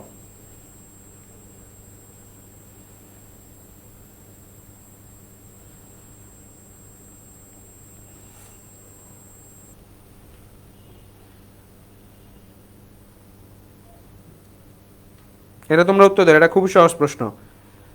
আচ্ছা, মাহিদ বলছে 49 ডি, 93,000। আচ্ছা, এই আত্মসমর্পণ অনুষ্ঠানটা কিন্তু তৎকালীন রেসকোর্স ময়দানে কোথায় অনুষ্ঠিত হয়েছিল? রেসকোর্স ময়দানে। রেসকোর্স ময়দানে কোথায় অনুষ্ঠিত হয়েছিল? রেসকোর্স ময়দানে, যার বর্তমান নাম কি? সোহরাওয়ার্দী উদ্যান। এই সোহরাওয়ার্দী উদ্যানে কিন্তু এই আত্মসমর্পণ অনুষ্ঠানটা অনুষ্ঠিত হয়েছিল এবং পাকিস্তানের যে সেনাপ্রধান ছিলেন জেনারেল নিয়াজি, তিনি কিন্তু 93,000 সৈন্য নিয়ে বাংলাদেশের যে এবং ভারতের যে যৌথ বাহিনী আসছিল তাদের নিকট কিন্তু কি করেছিলেন? আত্মসমর্পণ করেছিল। আত্মসমর্পণ অনুষ্ঠানটা কোথায় অনুষ্ঠিত হয়েছিল? রমনার তৎকালীন রেসকোর্স ময়দানে। রমনার তৎকালীন রেসকোর্স ময়দানে। এবং এই আত্মসমর্পণে কতজন পাকিস্তানি সৈন্য আত্মসমর্পণ করেছিল? প্রায় 93,000 পাকিস্তানি সৈন্য আত্মসমর্পণ করেছিল। বাংলাদেশকে প্রথম স্বীকৃতি প্রদান করে কোন দেশ? ভারত, ভুটান, চীন, যুক্তরাষ্ট্র। এই টাইপের প্রশ্ন শুধুমাত্র এই যে প্রশ্নগুলো সলভ করলা, পাকিস্তান আমল, ব্রিটিশ আমল, এগুলো শুধুমাত্র তোমাদের যে একাডেমিকের জন্য গুরুত্বপূর্ণ বিষয়টা এমন না। এই প্রশ্নগুলো কিন্তু বিভিন্ন অ্যাডমিশন পরীক্ষায় আসে, এবং এই যে এখানে যে প্রশ্নটা কিন্তু একাধিকবার অ্যাডমিশনের পরীক্ষায় আসছে, যে বাংলাদেশকে প্রথম স্বীকৃতি দিয়েছে কোন দেশ। এখন তোমরা তো এটা দেখি যে বলো যে বাংলাদেশকে প্রথম কে স্বীকৃতি প্রদান করেছে? এটা কি ভারত, ভুটান, চীন নাকি যুক্তরাষ্ট্র? কোন দেশ বাংলাদেশকে প্রথম স্বীকৃতি প্রদান করেছে? সালেহা বলছো ভুটান। আচ্ছা, এই প্রশ্নগুলো যদি তোমরা ভালো করে পড়ো, বিশেষ করে এই দুইটা চ্যাপ্টার যাদের পরিণতি আছে, আমি মনে করি যে তারা খুব লাকি, কারণ এই পরিণতির জিনিসগুলো যদি তারা ভালো করে দেখে তাহলে এই জিনিসগুলো কিন্তু অ্যাডমিশনে খুব কভার করে। মানে অ্যাডমিশনে এগুলোতে ইনডেপথে যদি একটু পড়ে রাখতে পারো তো অ্যাডমিশন ক্ষেত্রে খুব মানে সহায় হবে। এই জিনিসগুলো তোমার আর প্রেশার হবে না। গিয়ে দেখবে যে ম্যাক্সিমাম 4-5টা টপিক যেগুলো কোচিং সেন্টারে পড়ানো হয় বা অনলাইন কোচিংয়ে পড়ানো হয় সেগুলো তোমার কভার হয়ে গেছে অলরেডি। তো এই টপিকগুলো যদি এখন থেকে পরিশ্রম করে নোট করে সুন্দর করে রাখতে পারো, বিশেষ করে এই দুইটা চ্যাপ্টার নোট করে রাখলে তোমার হলো গিয়ে মানে অ্যাডমিশন টাইমে 2টা লেকচারের বোঝা তোমার কমে গেল। সুতরাং এই চেষ্টাটা করবে যে এখান থেকে সুন্দর করে যে তথ্যগুলো দেওয়া হয়েছে এগুলো নোট করে নিবে। বুঝতে পেরেছো? আচ্ছা, এই যে বাংলাদেশকে প্রথম স্বীকৃতি প্রদান করেছে কোন দেশ, এইটা দুইটা দেশ নিয়ে সবার খুব ঝামেলা হয়। এটা কি ভারত হবে নাকি ভুটান হবে? বাংলাদেশকে প্রথম স্বীকৃতি প্রদান করেছে কিন্তু ভুটান, এবং উভয় দেশই 1971 সালের 6 ডিসেম্বর। কখন? 6 ডিসেম্বর। একই দিনে কিছু ঘন্টার ব্যবধানে কিন্তু ভুটান এবং ভারত বাংলাদেশকে স্বীকৃতি দেয়। সর্বপ্রথম স্বীকৃতি দেয় ভুটান, তার কিছুক্ষণ পরেই কিন্তু ভারতের পক্ষ থেকে স্বীকৃতি আসে। সুতরাং বাংলাদেশকে প্রথম স্বীকৃতি প্রদান করেছে কোন দেশ? এটা কিন্তু ভুটান হবে। এই তথ্যগুলো আবারও বলছি অ্যাডমিশনের জন্য খুবই গুরুত্বপূর্ণ। এবং এই চ্যাপ্টার থেকে তোমাদের এলাকায় এইচডব্লিউ থাকবে কি? এইচডব্লিউ থাকবে যে ভাষা আন্দোলনের কারণ ও ফলাফল বর্ণনা করো পয়েন্ট আকারে। তোমরা কি করবে? এটা পয়েন্ট আকারে সুন্দর করে লিখে আমাদের যে গ্রুপ আছে, স্কুল অফ এক্সেলেন্সের যে গ্রুপ আছে, এই গ্রুপের ভিতরে আমাকে মেনশন করে জমা দিবি, আমি দেখিয়ে দিব যে নোটগুলো সুন্দর হয়েছে কিনা। বুঝতে পারছো? এই প্রশ্নগুলো দেওয়া হয়েছে এমসিকিউ আকারে, পাশাপাশি যে তথ্যগুলো বলা হয়েছে এই তথ্যগুলো তোমরা যে পেজ আছে, এই যে গ্রুপ আছে স্কুল অফ এক্সেলেন্সের, এটার ভিতরে দিবা। প্রথম প্রশ্ন কি ছিল? ভাষা আন্দোলনের কারণ এবং ফলাফল। এগুলো পয়েন্ট আকারে সুন্দর সুন্দর পয়েন্ট দিয়ে তারপর হলে বর্ণনা করবা। দ্বিতীয় প্রশ্ন কি? 1954 সালের নির্বাচনে যুক্ত ফ্রন্ট বিজয়ের কারণ এবং মুসলিম লীগের পরাজয়ের কারণ পয়েন্ট আকারে বর্ণনা করো। এই যে 1954 সালের যে নির্বাচন হয়েছে, যেটার ভিতরে যুক্ত ফ্রন্ট জিতেছে এবং মুসলিম লীগ কেন হারছে, এটা সুন্দর করে পয়েন্ট আকারে দিবা। আমরা দুইটা মানে হলো গিয়ে চ্যাপ্টার আমরা হলো গিয়ে কভার করলাম। প্রথম চ্যাপ্টার থেকে বঙ্গভঙ্গ গুরুত্বপূর্ণ ছিল, এবং এই দ্বিতীয় চ্যাপ্টার থেকে ভাষা আন্দোলন রিলেটেড প্রশ্ন আসার সম্ভাবনা বেশি। বাকি সব জায়গায় কিন্তু ওই যে শেখ মুজিবের কিছু না কিছু কানেকশন থাকে। এই জন্য ভাষা আন্দোলন এবং বঙ্গভঙ্গ এই টাইপের সৃজনশীলগুলো একটু দেখবে, এবং যেটা বলা হয়েছে এইচডব্লিউগুলো জমা দিবে। এর লেগে নোট করবে। তোমাদের সময় থাকবে কালকের ভিতরে নোটটা দেওয়ার চেষ্টা করবে। যদি এখন থেকে নোট করতে পারো তাহলে কিন্তু খুব প্রেশার হয়ে যাবে। তোমাদের একটা গল্প বলি যে আমি তো এনডিসিতে ছিলাম, নটরডেমে থাকাকালীন সময়ে মানে স্যাররা বলার আগে, ধরো স্যার একটা কথা বলবে তার আগে হলে গিয়ে দেখবা যে পাশের জন নোট করে ফেলছে। তো এই নোটগুলো পরবর্তীতে কিন্তু পরীক্ষার আগে খুব কাজে লাগে। তো এই প্যাটার্নটা ফলো করার চেষ্টা করো। যেগুলো বলা হচ্ছে এগুলো যদি সুন্দর একটা খাতা নিয়ে প্রত্যেকটা সাবজেক্টের জন্য যদি একটা খাতা নিয়ে নোট করতে পারো, এগুলো তোমার অ্যাডমিশনের ক্ষেত্রে খুব কাজে লাগবে। বুঝতে পেরেছো? সুতরাং তোমাদের কাজ কি থাকবে? এই নোটগুলো জমা দেওয়া। বুঝতে পারছো? এই নোটগুলো তোমরা জমা দিবে। এর মাধ্যমে আমাদের লেকচার শেষ হইলো। তোমাদের যদি কোনো প্রশ্ন থাকে তাহলে তোমরা প্রশ্ন বলতে পারো। যদি প্রশ্ন থাকে প্রশ্ন বলো, না হলে আমরা এখন হলো গিয়ে ক্লাসের ইতি টানবো। আমাদের এর মাধ্যমে একটা লেকচার শেষ হইলো। আমাদের আগামী সোমবারে আবার দ্বিতীয় লেকচার, এটা হলো গিয়ে আবার তোমাদের যে প্রাইভেট গ্রুপ, এই প্রাইভেট গ্রুপে অনুষ্ঠিত হবে। তোমরা অবশ্যই এই নোটগুলো জমা দিবে। তোমাদের যদি কোনো প্রশ্ন থাকে প্রশ্নটা বলতে পারো, না হলে আমরা ক্লাস প্রশ্ন শেষ করে আবার আমরা এন্ড করব। তোমাদের যদি কোনো প্রশ্ন থাকে প্রশ্ন বলতে পারো।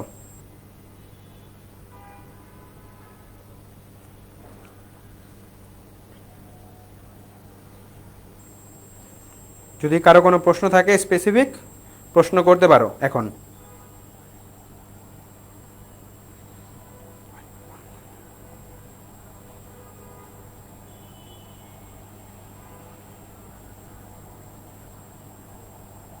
আচ্ছা, পাকিস্তানিরা কবে সিদ্ধান্ত নেয় যে তারা আত্মসমর্পণ করবে?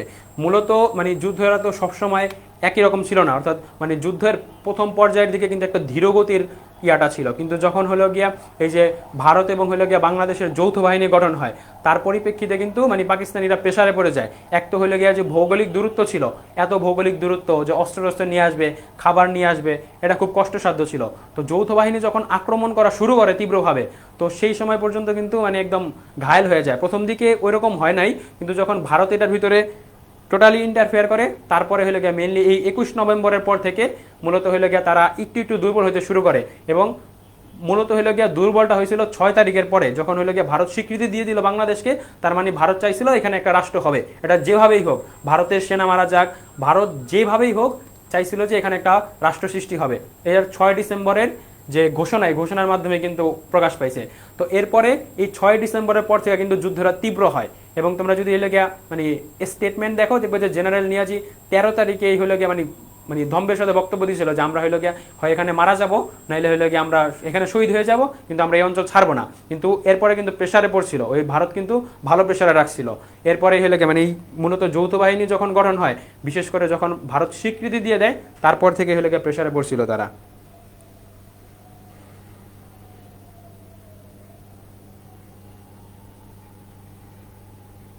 আচ্ছা, এটা মূলত কিন্তু একাডেমিকের একটা ক্লাস ছিল পৌরনীতির। তোমরা যারা অ্যাডমিশনে দেখছো, আশা করি তোমাদেরও হেল্পফুল হবে এই জিনিসগুলো। মূলত এটা একাডেমিকের ক্লাস ছিল।